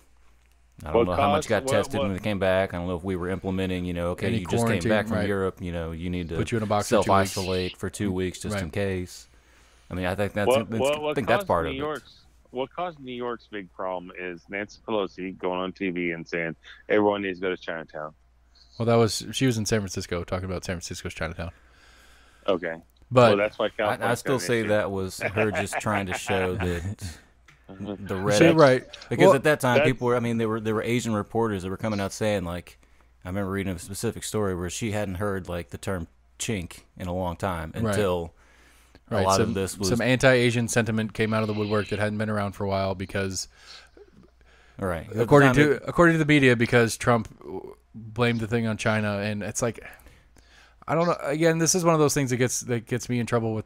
I think it was a lot of it just association. People just associated it was coming from China, so people didn't want to go to Chinatown for fear of getting sick. China. So I think that's what she was trying to do. I think it was going down this. I don't disagree with her trying that's to. when business was already dying. Right, her trying to clarify. Right, she was trying to clarify that it was not that this came from China, but it's not Chinese people's fault. Air quotes. Don't be fucking racist against Chinese people because their home country, which they may not have been in for generations at this point, was the origin of this thing. Even though, in fairness, the last 4 major pandemics have all come out of China. It came from fucking China. That's the thing. I was like, you're saying, okay, right? But okay, so 100%. Does it? Right, but do you get to go? Is it okay to go beat up the? It's a little bit of a stretch, but I can go beat up a hoe right now because this is an Asian virus. Because fuck him for fucking bringing this thing in the country. The hoes have lived here since they were fucking kids. But Trump never said stop shopping Asian businesses. Right. Nancy Pelosi is a fucking. She's hate her. creepy. Like, she's not as creepy as Blackburn, but she's creepy. I mean, she's as creepy as Blackburn. Like her whole thing about. Did you see her doo-doo pants report on or comment on Trump taking hydroxychloroquine. He said he told us before the show started. He started drinking earlier today. Excuse me. She was like, I don't think he should be taking it at his age, and then especially with his weight group. Him being morbidly obese. Like, she went on a tirade. Morbidly obese. Like, seriously, like, you're a fucking cunt. I'm saying it. She's a fucking cunt. He is not morbidly obese, but he is, quote unquote, legally, medically obese. I don't think legally has anything to do with it, but yes. Sorry, not legally. He is a fat guy. He is medically obese. Yes, absolutely. Sam, you're the only one here that is not obese. I am technically obese, and Seth, since he stopped fucking running and walking, he's probably on that fucking. My BMI has me as obese. Yes. obese. You know, Well, but no, it's- realistically, okay. realistically, not morbidly. I don't even know if realistically anymore because I'm so tired of trying to fucking keep up with what is and what isn't a What corona is. issue. But one of the comorbidity issues with corona is always one of the things they've said is obesity is an issue. But fuck, I don't know. It doesn't fucking matter. I mean, the metric that's put in place is stupid anyway. But it was just funny that she's going to be like she doo-doo pants and fat guy. What's this doo-doo Did you not pants? hear about that? No. She said something about like God, I don't remember what she was talking about, but she was basically saying Trump's like when you have a bunch of kids running around out in the yard and they're all playing in the mud and they come tracking the mud in the house, but Trump's the one that stepped in the doo-doo and brings the doo-doo in on his shoes. I didn't hear that. I don't. It was fucking weird. Like it didn't make any sense. I mean, she is the grossest gross. I mean, she's fucking gross. She is right there. You know what Biden needs to do is he needs to fucking have Nancy Pelosi run as his fucking candidate, vote for VP, and then you have this fucked up, crazy candidate. But by their powers combined, they equal Trump. Elected, and you're gonna see some fucking just stupid shit. I mean, It's okay. gonna be like the Honey Boo Boo show. So what's funny and weird about Go juice. what's funny and weird about her is she had a second where I was like, oh, she's not the most terrible thing ever, and then I realized what she was doing. And it's like, yes, she is. When she slowed down the CARES Act, because it was done, like everybody was pushing it through and it was all done, and she's like, hold on a second, and then she snuck in that shit. Like I was so like when she said, hold on a second, I was like, sweet, this is a bad idea, stop. And then she's like, no, I just want to get $500 million for the fucking Kennedy Center and all the other shit. She added all that pork to it and then let it go through. I don't know if it was that specific one. I know there was some holdup for one of them that they wanted to have implements in the CARES Act to prevent something with the payment to businesses. No, the fucking CARES Act is bullshit. It's Because I know there's stupid. been like 4 or 5 ones that have been passed. And I know there was Okay, there was so- a holdup of one because they wanted to make sure that businesses, that certain payments Whatever. were going If- out to certain businesses. I was excited because it should have stopped. It should have been killed. It was a fucking terrible idea. The $1,200 in our pocket didn't do shit. The fucking PPP loans aren't saving any business. Aren't really going to save any business. The unemployment, the extra unemployment, they're not doing shit for anybody of value. The people that are making money right now that are really fucking taking advantage of all this shit are the people that didn't need any money in the first place. I don't remember what county Yeah. it was, but there was a hospital that's been closed for like a year and a half. Yeah, they got a bunch of money. Yeah. Yeah, they got a bunch of money, and I saw an article, I think yesterday, that was saying, like, that was trying to validate it, like, yeah, no, payment was supposed to come here. Like, it was supposed to, but they had still owed the government, it was like something $1 million. It was more than the payment they actually gotten. And this CEO of this closed hospital was still saying that, yeah, we deserve to get that money. It's like, wait, you still owed more than that, and now you're saying that you're entitled to Right. this payment that was given to your hospital that has been closed for over a year. Right. To give AC a little bit of credence, the speed that they shoved that through, they did not take the time to set up the quote red tape. I don't think it was really red tape. They just didn't fucking think about what they were doing when they put it in place. It's No. such a shit show of setup, but it's not doing anybody any good. Well, it's this is the thing is you want government to fucking handle programs. I personally know an individual, good friend of mine, that has got an SBA loan and got the fucking COVID and the COVID unemployment, and he took out his 401k and took advantage of not having to pay fucking the penalty because of the COVID situation, and that person should have not gotten any of that. And there's no fucking oversight in this shit. It's fucking insane that it's the wild, wild west out there. Honestly, like it's fucking stupid. Yeah, it's done. And So there should be oversight or should not be oversight? no, they shouldn't have done it. There should be when they put this stuff out, there should be some regulations that doesn't allow anybody and everybody No, they to shouldn't have. fucking take whatever money they want. You're correct. If they're gonna fucking do it, they need to do better with it. But realistically, they should have done it in the first place. Really, the big winners here are the airlines, are big banks, and that's it. The $1,200 that we got as individuals pales in comparison to how much it's going to cost us long term. Fucking AC's argument about, oh well, if they didn't bail out the airlines, we'd come back and it'd be $1 bajillion to fly around. Fine, it's $1 billion fucking to fly around. Who gives a shit? Somebody will come in and buy those fucking dead airplanes from all these bankrupt airlines and start a new airline. And it may not get down to the $69 flights to Vegas like it is every once in a while when in the right season all that kind of shit. It's right now. Fucking Frontier's running some killer deals. Right, but you got to be very specific. Right, you got to be very specific in where you're going and when you're going. But you know, it didn't do. It's not doing me or you any good. It's not doing AC any good, as last weekend's conversation in the airport proved. You know, it's not doing any good for anybody. Nobody is better off because of this CARES wanted Act. To fly cheap and not get a direct flight. No, nobody. Well, let me tell you this. Like, I just found out today. So, we're going to Mexico in July. And when I was planning out flights, you think you're going to Mexico in July? I'm going to Mexico in July. That's happening. You're gonna have to call your brother and get on a boat. I'll fucking drive there if we have to. But anyway, everything's still. Don't drive there because you're not coming back if you drive. So, certainly, actually, time out. Like seriously, don't drive there because if you take the Sequoia, you're not coming back. They will fucking murder you and your family and steal that car. Yeah, again. Probably. Like legitimately, okay, sorry, I know you're in the middle of the thing, but my neighbor who's helping me build the deck is from Mexico. He moved up. He was actually born here, but his parents moved up here when he was a kid, and they lived in Chicago for a long time.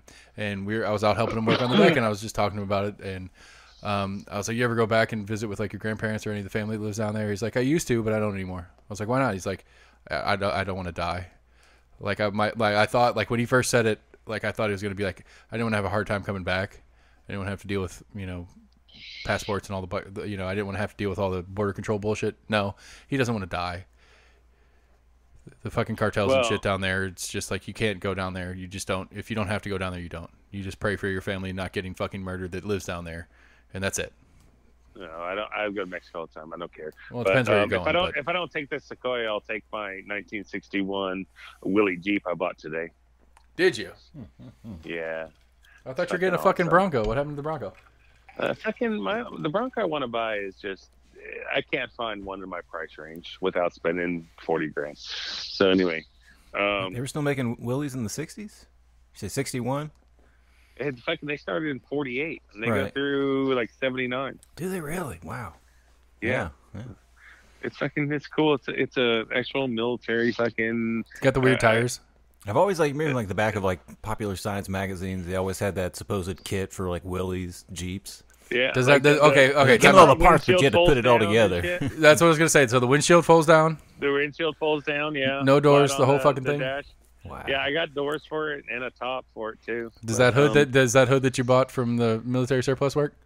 No, it's fucking that thing's huge. Like that wouldn't fit on it. But I've got some work to do on it before it's actually running. But wow. Anyway, awesome. That is cool. Anyway, my flight. So when I planned this trip, I was looking at like I could fly to Knoxville, but I had to go like Knoxville to Atlanta, then Atlanta to Cancun, and fly into there. And then I was like, well, I can fly to Nashville, and I can fly direct flight Nashville to Cancun. And I'm like, yeah, well, fuck, I would love a direct flight. It's like save me $150 or whatever, but it's a direct flight, get there kind of early and stuff. So I booked the Nashville to Cancun. I was like, we'll just stay in a hotel Friday. We leave Saturday, so we'll just go down there and stay there Friday night in a hotel, and then cruise over there Saturday and all that kind of stuff. And I was like, cool. I get a fucking announcement today that said my flight has changed. I was like, okay, that's fine. No, my flight's changed. It changed from me leaving at 7:15 to 6:30 a.m. I'm like, whatever. We leave earlier. That's cool. Then I noticed my flight has changed. That I fly from Nashville to Atlanta, then Atlanta to fucking Cancun. Oh, so the whole point of going to Nashville is out the window. Yeah, I was like, what the fuck? And so I called today, and when I got that announcement, like, your flight has changed, and I was going to call the bitch, like, are you guys giving me a fucking discount? What are you guys doing? Because this is fucking bullshit. They'd cut out Knoxville? Am I understanding that? Right, he was going to Huh? drive to Nashville, Are you I was okay? gonna never drive mind, to sorry. Nashville. so they didn't have to get go a Knoxville, direct flight. Atlanta. Gotcha. Now he's going Nashville, Atlanta. So the Atlanta to Cancun hasn't changed. It's the Nashville to It's Cancun that has. Flying with fucking whatever 4 kids, and just being like a direct flight rather than trying to fucking Yeah. airport change all the shit. So that was the best option. Right. And so I was like, fuck it, I'm gonna call Delta. And if Delta's listening to this podcast, I'm fucking pissed off. And so I call them, and it's like, if you want to talk to the operator, we're having a long wait times. We recommend you call them back at a later time if your flight is more than a week out. And I'm like, whatever. I'm sitting on hold. They're like, sorry, we're too busy. We'll have somebody call you back when we have an agent available. So I was like, okay, that's cool. So I'm gonna sit and hold, call you back, hit the button. They're like, all right, we'll have somebody call back, list my phone number. Is this correct? I'm like, yeah, it's correct. And they're like, an agent will call you back in 9+ hours. It was like at 2:00. I was like, Wait, so you're gonna drop from this call to take that call? yeah, at Maybe. 11:00. So I had to jump off for my fucking Delta call. Well, no, we It's timed like, it. We timed what it the perfectly fuck? then because we're 10 minutes from 2 hours that we usually hit an episode at, and we're 20 minutes from Exactly. 11. So it's perfect. We timed this perfectly. We did it all on purpose, people. We planned this out. We're smarter than we sound, for sure. Cha-ching!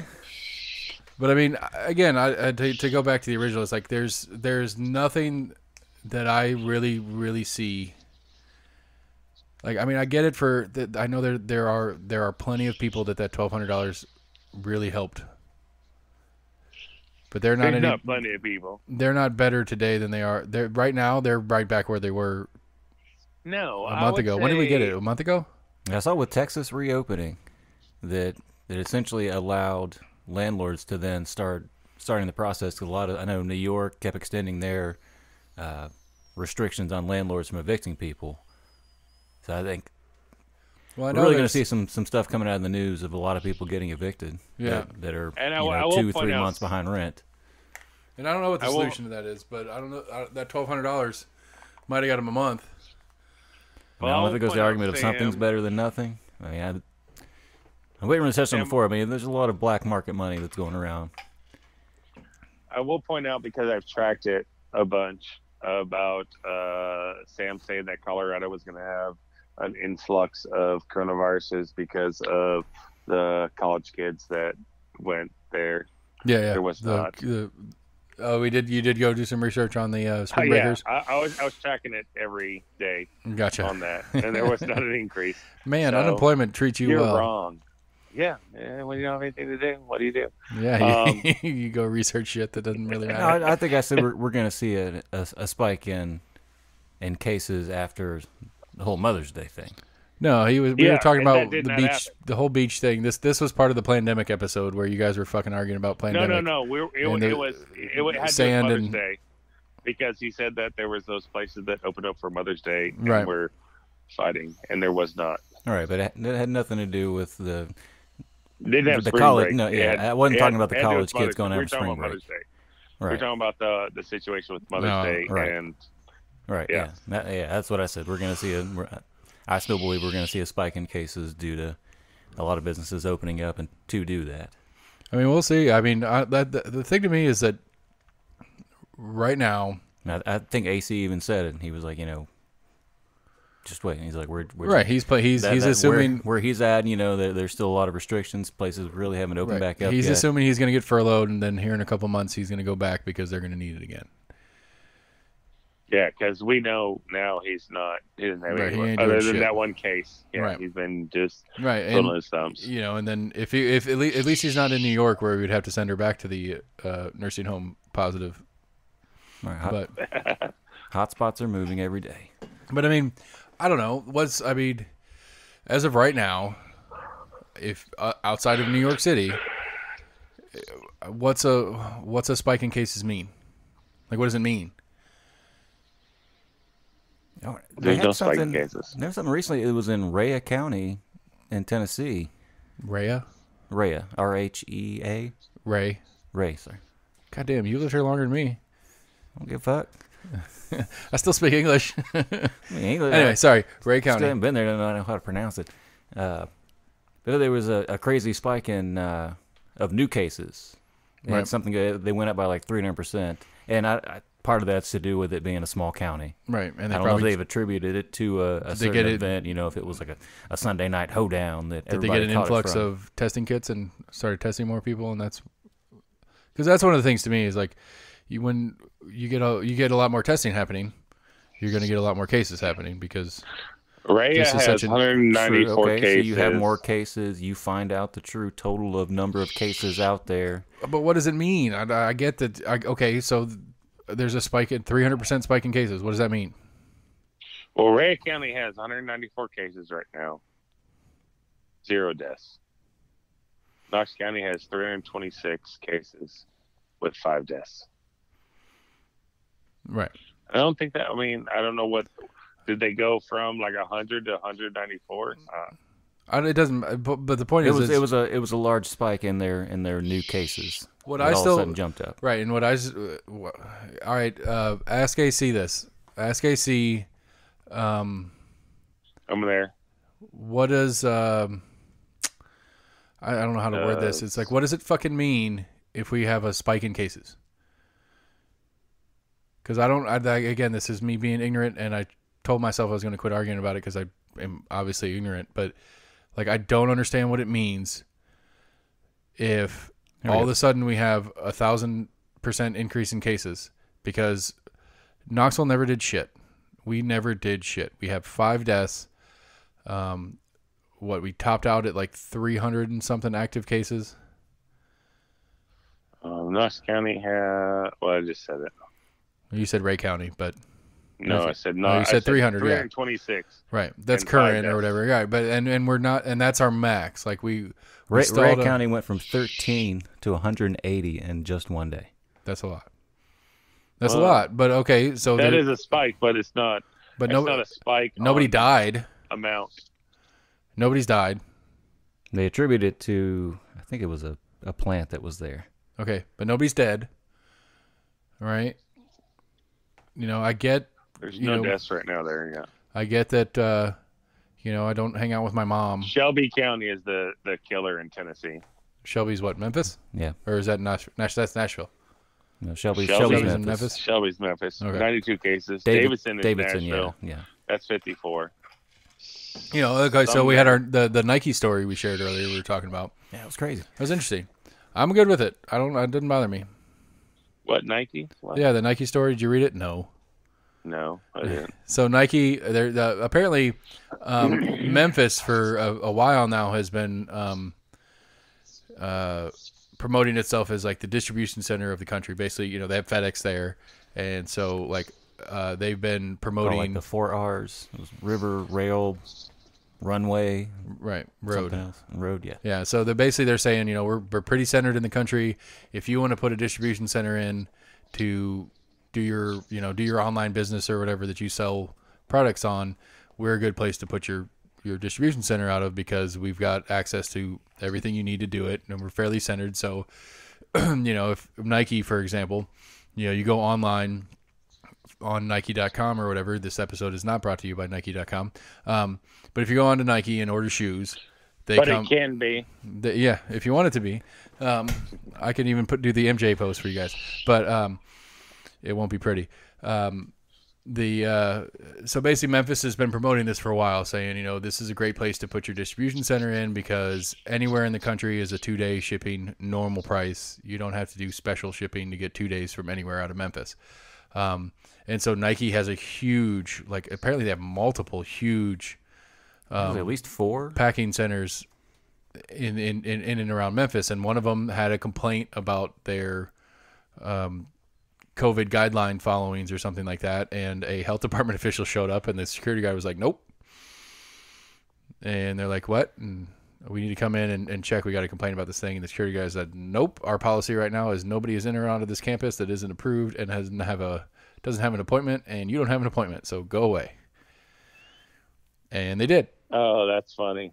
And so different people kind of chimed in. It's like, you know, the health department, somebody from the health department's like, yeah, we can call the police, and the police can come and escort us in and make them let us in, but we didn't feel like it was worth it. And after we had left, I left my card, or the official, the health department person left their card with the security guy, and the security guy was like cool and handed it to whoever. And so the CEO of that, or maybe not the CEO, but the manager of that facility or whatever, calls the health department. It's like, hey, what's up? What do you need? And they're like, well, we had to complain about this thing. It's like, no, we got all this stuff in place. We're good. And then the health department left it at that. And yeah, but the company spokesperson admitted that they should not have not let the inspector onto site. Well, I mean, I don't know. I mean, that's a weird little, that's a little, I agree that, I don't know. The libertarian in me tells them fuck off, but I agree that, it's weird that a company of that size has a policy that says it is a state and federal health issue. Where? How? I mean, where? How? Again, this goes back to my last question. What the fuck does it mean if you have 1,000 fucking cases of this shit? If you're not 90, you're not fucking dead.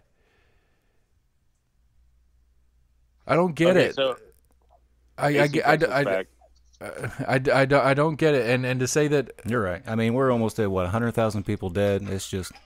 We'll just write that off. That happens. People die in car wrecks every year. People die in flu and we keep fucking year. driving. And we shut down the schools for like 2 days if the flu fucking kicks up. There's a fucking line that has been crossed. To me, at this point, there's a line that has been crossed where whether I'm the bad guy that says I'd rather have grandma die to make the Dow Jones go up, or whatever the fuck the bullshit argument is that the line is crossed where the damage to the economy has surpassed the lives lost conversation right now. I'm laughing at AC's comment. What is it? Before you go into there, what is it? Was it you, Max, that was telling me about it? Who was it? No, sorry. You just got a compliment. Rogan was talking about it. Is that a guy he knows is a sheriff of a county. I don't remember the whole fucking story, but it's a sheriff in a county that was basically saying we would go maybe one suicide a week is our average. He's like, I've done 7 this week. I did 10 last week. I did 14 the week before. Are we counting those stats? What? Fucking people that have nothing to do. They're done. They give up. Everything's fucking broken. And they're fucking killing themselves because there's nowhere to go in the world that they live in right now. Because we're so scared of a fucking virus that we can't go out and be in public. We can't do our jobs. We can't work. And how much longer? And especially with the fucking format that we're in that we don't know. And I get that we don't know. I totally fucking understand the point that we don't know what's going on. We don't know exactly what this thing is. But how long, especially if you're in some fragile state that you are capable of fucking killing yourself, how long are you allowed to go, there is no end in sight, before you fucking give up? How many people right now are debating on giving up because there's no end in sight? It's a real fucking thing, and it happens all the fucking time. How many people were already in that position before this even hit? No one thinks about that. You're not How many wrong. people were already... Right. I mean, we had like average, I think it was like 1 in 4, 1 in 5 children go to school every day with nothing to eat. Right. Not knowing where their next meal is going to fucking come from. Right. It's a shitty spot. So, I mean, I'm sorry, but the argument, I don't disagree that, yes, it has put people in much harder times. But you can't just say that people are much more worse off now. People were already in that situation.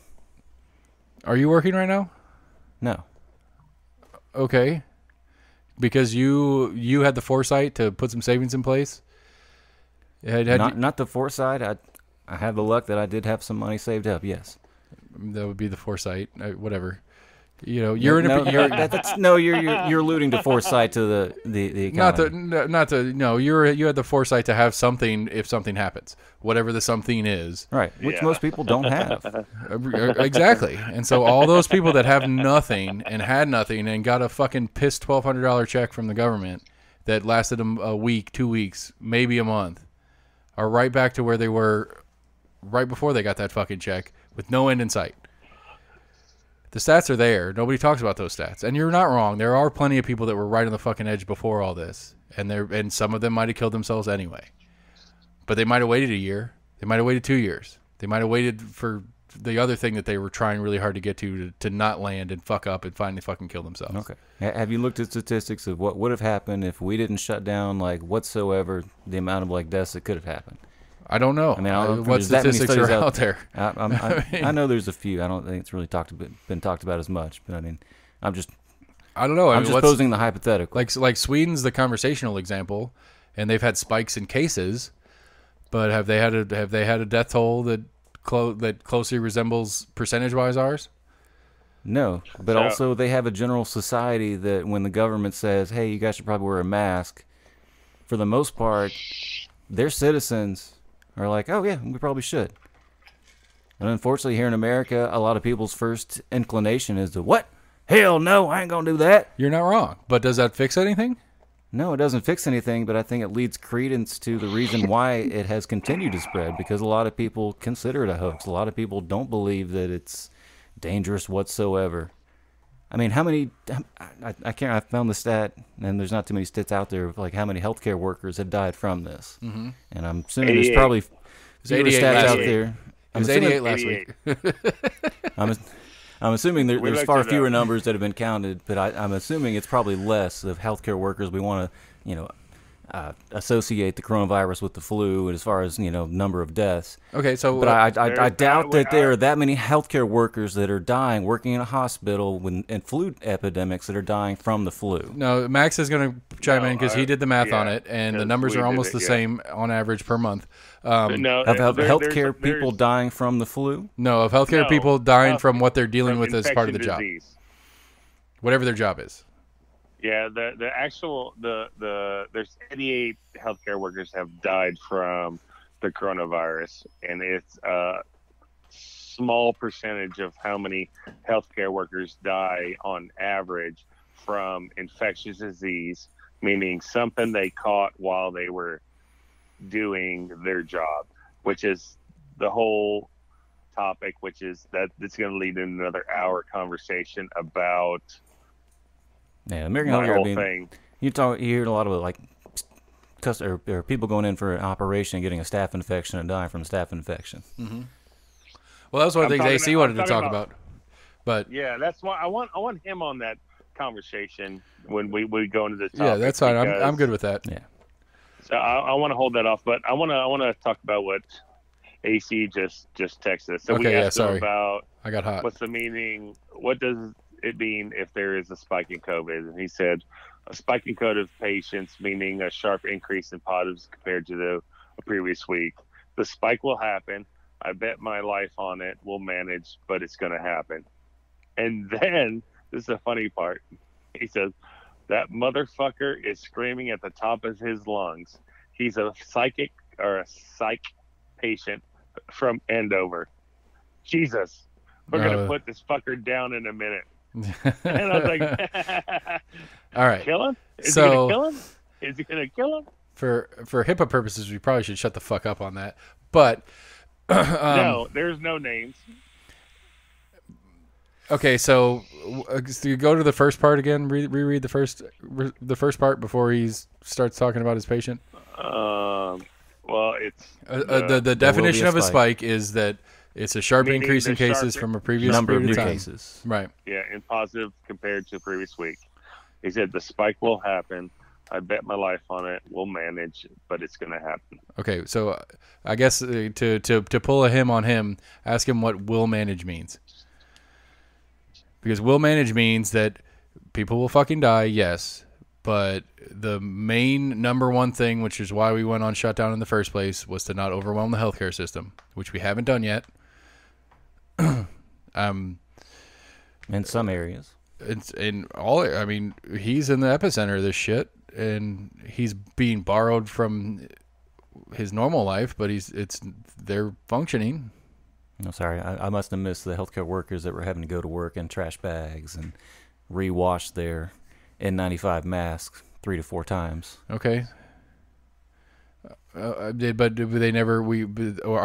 They were doing this prior, so I'm assuming they were overworked because of the amount of it takes PPEs time they were having to throw away. Right, because we didn't because have they enough were getting PPE. in more patients than they were used to. Right. Okay. So that doesn't. But were they overwhelmed to the point they couldn't? I think that shows yes that they were overwhelmed. All right. Okay. Yes or no? So it's a game day. I mean, you had things prepared for a normal day. Right. They all of a sudden didn't have the stock that they had to operate in a normal day. Okay. That is So our. they would that not? That's the operation. That is our operational definition of overwhelmed. Okay. Is they didn't have everything in place to do everything perfectly for a period of time. That's all I was saying. Have they caught up? Yes, they were getting overwhelmed. There were areas that, yes, were getting overwhelmed. Okay, so, but we're caught up now, and presumably we're prepared for spikes by whatever the fucking will manage. I'm assuming that's what will manage means. Is we now have the equipment we need. The ventilators, which were the number one piece of equipment that we needed more and more of, apparently kill everybody, so they're no good. But we've got. Ventilators are killing people now. Well, I mean, if you're on it, you're dead. Essentially, that's what we talked. We talked about that last week. What did you talk about on the? I don't know if you were part of that.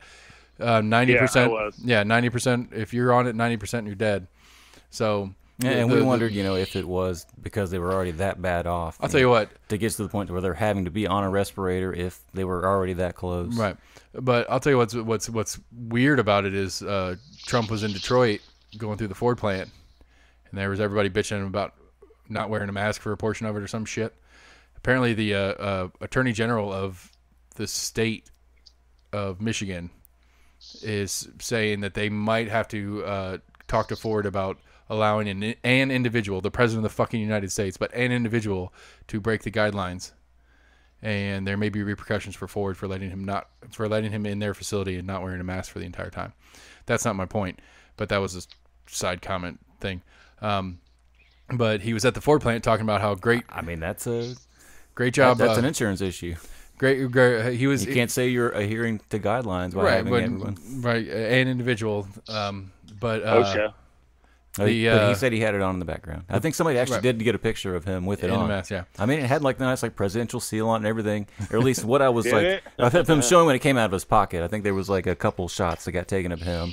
Yeah. With it on in the background. Right. He trolled fucking. Yeah, any other picture, everyone else around him has a mask on, but him. That's fine. That's not the point of me bringing it up. The point of me bringing it up was that he was talking about how great the Ford company is and that they retooled their plant and they're making fucking ventilators. For what? So should all the who are they putting on ventilators? They're all fucking dying anyway. Why are we making more ventilators for we're people sending that are them going to other die? countries, and some to ourselves, but we're sending a lot to other countries as well. So Okay. Aren't I the mean, trolls- it's something our humanitarian aid organizations have done for years. All right. Okay. so should the trolls We should let other Facebook- countries take the first lead, and we don't want to consider ourselves the greatest country in the world and not help other people. No, you're right. We should. We absolutely should put all our efforts into. I mean, it's not like we were No, asking it's them fine. for test. And so the Attorney test General and is going to machines. fucking fine the company who is shipping off all these machines around the world because they let the fucking President of the United States do a press conference without his fucking mask on. Shouldn't all these trolls be happy that the president is not fucking wearing the mask because he's gonna get COVID and die? I mean, I know AC's happy Like- about it. That's like that's their main goal, right? Get him out of presidency. They tried 800 different ways to fucking get him out of there. Right. There's a You'd big be debate like, now "Don't as to wear- there's a big debate don't now wear a as where mask." he's actually taking hydrochloroquine Right. because he just did the Which other I- day. He's like, "Oh, the regiment's over. I'll be done here in a couple days." And all the scientists said, "There's no regiment for taking this drug." His It's doctor, not something you his like. doctor could have prepared It's not a like, "Oh, regimen. we prescribed this to you for 2 weeks, and once you take the 2 weeks There- dose no, of it, there- you're done." Like You're wrong. that's not how it There works. is a regiment. No, it is there's how it works. not. Absolutely. So you don't. If you have malaria and you're taking hydrochloroquine, there's not a regimen how you. Okay, take yes, it. there is Absolutely. a regimen for taking this specific drug, which has already been approved for that particular disease. Yes. Wait, so But is there do not doctors prescribe drugs off-label?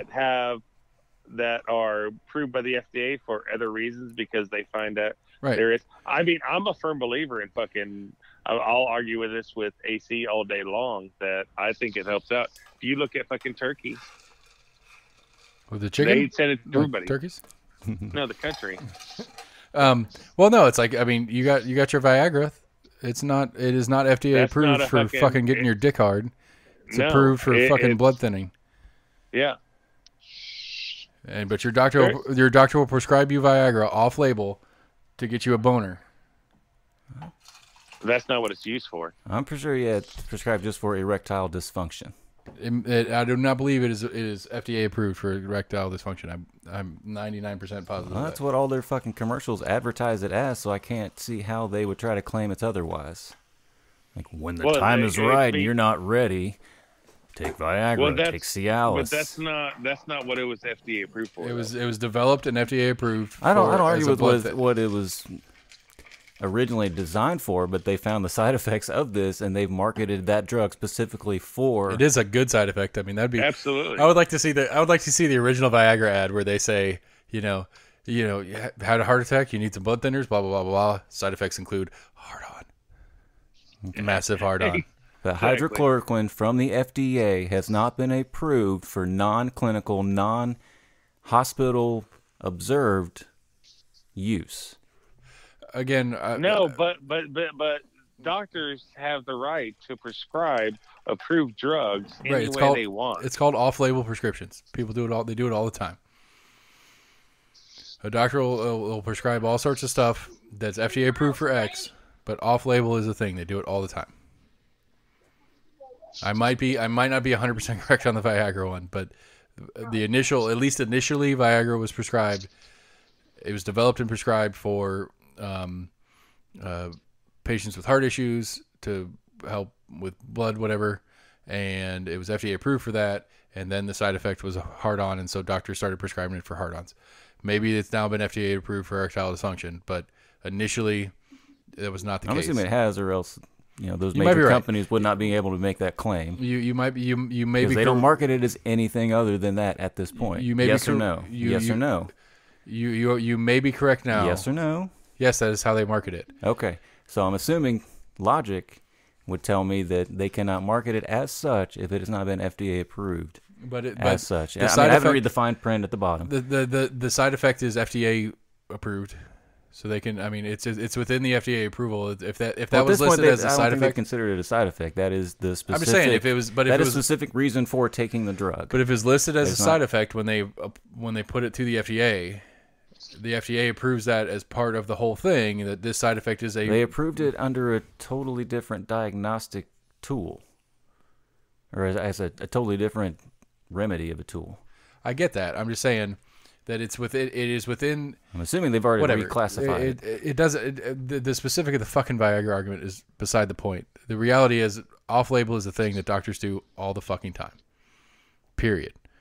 We can find articles after articles, I'm sure, if we look it up, but it is a real thing. Off-label is a real thing. Doctors do it all the time, and if a doctor prescribes you something off-label, let's assume, just for the sake of conversation, that Viagra is not FDA approved for erectile dysfunction.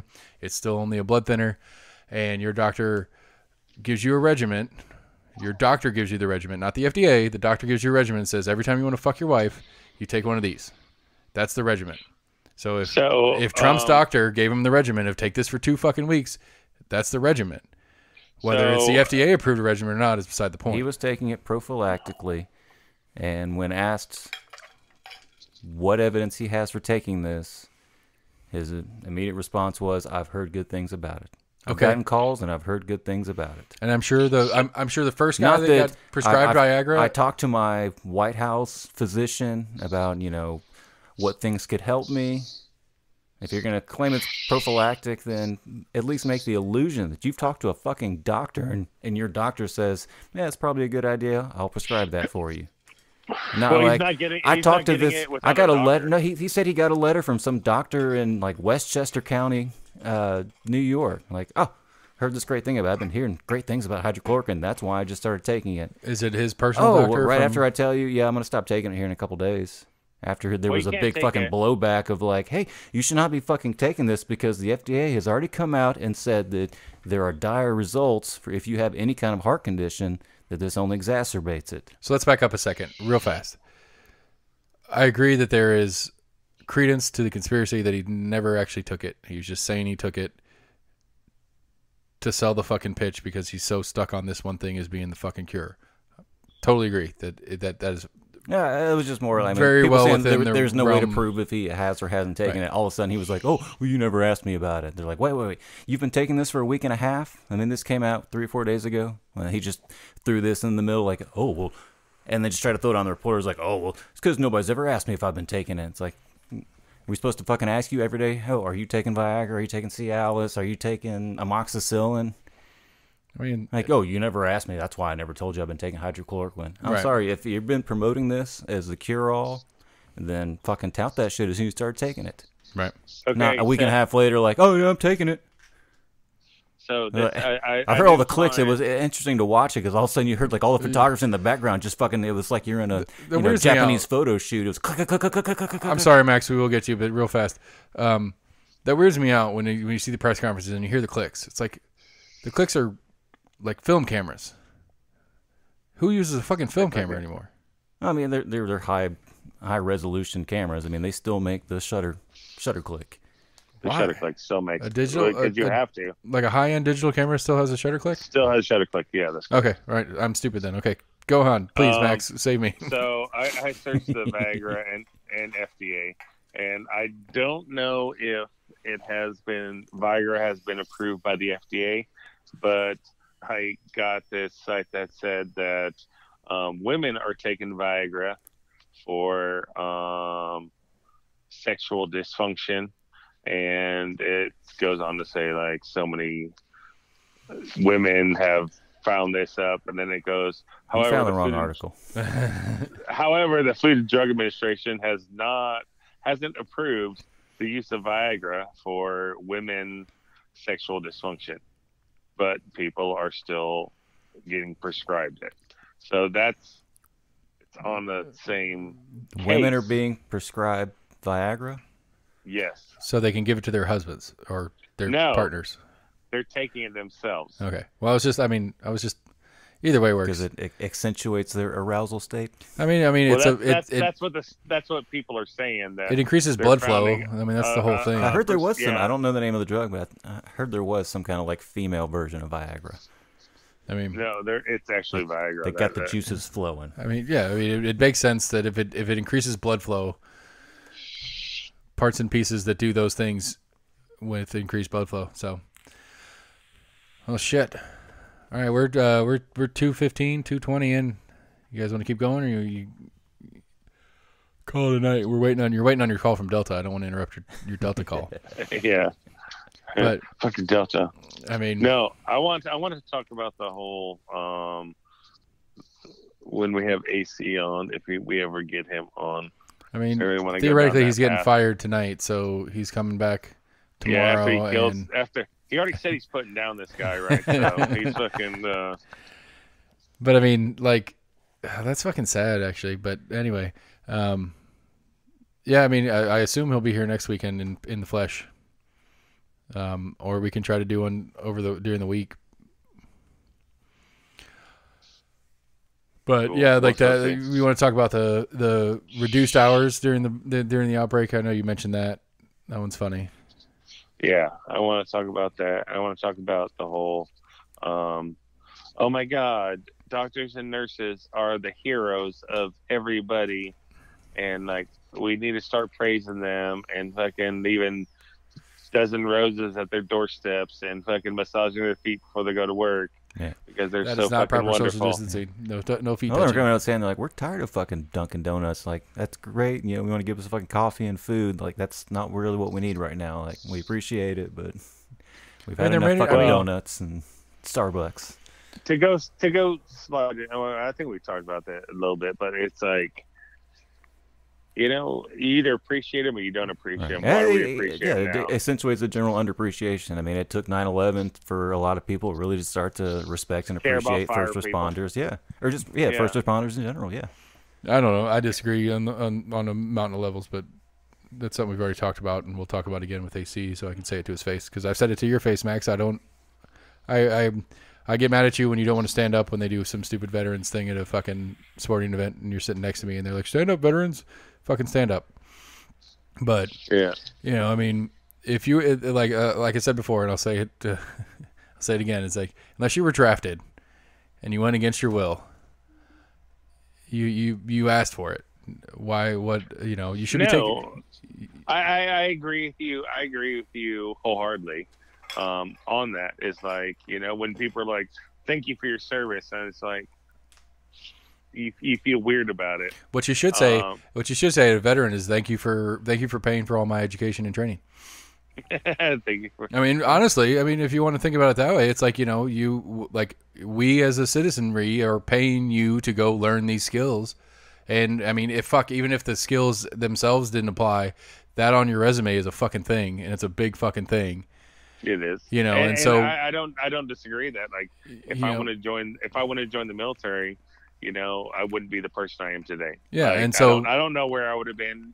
I mean, I was kind of lost before I got in the military, and it got me on the right track, and I appreciate the service I did, and for myself, and it is weird when people are like, "Oh, thank you for your service." You're like, "Oh, okay, right, whatever." I think the best joke response would be, "Thank you for thank you for getting me out of the shit that I was in, and get me on the right path, and I have the best resume. I have the best piece of a resume that anybody can fucking have, because I get to put that on there." It's true, but I understand that. Like, I understand from their side of it. I appreciate you doing that, because I couldn't do that. That's kind of the thing. But it's like, it's same thing with my little girl sitting next to me.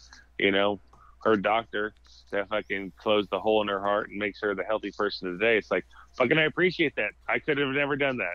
Thank you so much for that. Right. Hey, thank you, garbage collector.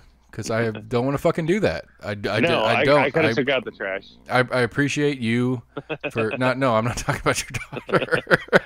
No, I mean the actual fucking trash man. I could have taken out the trash. I got to take out the trash. That's not a big deal. We're saying, like, the guy that picks up on the street and rides around on the fucking truck. Thank you for doing your job, because it's gross and I don't want to do it. No, and there's people that have been leaving, cookies out for their trash. I don't know. I think it's that they see in these times, and they're like, "Oh shit!" Like, I forget. Like, I'm not having to do anything else, but I'm still putting out my trash. Like, and that person's still having to come to work every day. No, my wife fucking does it all the time. Like, fucking super hot day, and she freezes Gatorade bottles and puts it on the fucking trash can. I mean, it's cool. It's a fucking job. It's cool if you want to do it, but at the same time, it's like, you don't. You at best you say like an obligatory thank you to the fucking dumb kid at McDonald's when he hands you your food. I think that's the whole point, is we overlook people that do the small things that keep our lives going. But I guess my point, and I'm assuming Mac's point is too, is that it's everybody. It's anybody. I agree, yeah. We're all part of this big, super, AC says it all the fucking time, it's complicated. We're part of this big, complicated fucking system, and we're all a little piece of it. No, I think, well, the point I'm trying to make, it's the things people do for you they can't do. When your fucking car breaks down and your mechanic fixes it because you can't, that's a big deal. Taking your trash off, fucking making a burger at McDonald's, I could fucking do that. Right, but you choose not to do it. You're choosing not to, and realistically, there's an argument that you should be more appreciative. Or a nurse, or a fucking serving the military, like those are jobs that not everybody could do. Everybody could make a burger. I'm sorry, everyone can. Everyone can fucking take their trash out and throw it in the fucking back of a truck. Sorry, that's something everybody can do. I'm not thinking my garbage person. I'm assuming there's people in the military that do those same jobs as well. Good answer. You're correct, and fuck those people. Okay, but at the same time too, it's like when you think a veteran, ask them what's their job in the military. Wait. Before I thank you, what the fuck did you do? Were you a latrine bitch? If you were a latrine bitch, I'm not talking to you. Coast Guard? Did you fucking make fuck breakfast? off. I agree. Finally, we are not almost in agreement. We're in complete agreement. just on one thing. Nobody likes the fucking trash man. All right, so we'll call it an episode there. It's almost in agreement. Look us up on Facebook. We're on YouTube. We're on most of your podcast places. Tell your friends about us. We'd like to hear from you guys as well. We need shit to talk about, or we're going to just talk about coronavirus over and over and over. Do we have a way for people to comment on? Yeah, you can comment on the YouTube video. You can talk to us through the Facebook page. You can comment directly on most of your podcast systems, or at least give us a review. Put 5 stars on it and talk shit. I don't care. Just put 5 stars on it first. That helps. 5 stars, and then say you guys fucking suck. that's good for us. Exactly. As long as the stars are good. But that reminds me, Upload on Amazon. If you guys started watching that, No. very Yes, very I did. interesting I little. watched that whole season. Yeah, it talks about like just the star rating system of life. It's fucking gross. Anyway, thank you guys for listening. Like I said, hit us up on all the different platforms. We'll get a Twitter page. We'll make AC in charge of it because he's the only one that does Twitter around here. Thanks for listening. We'll talk to you guys next week.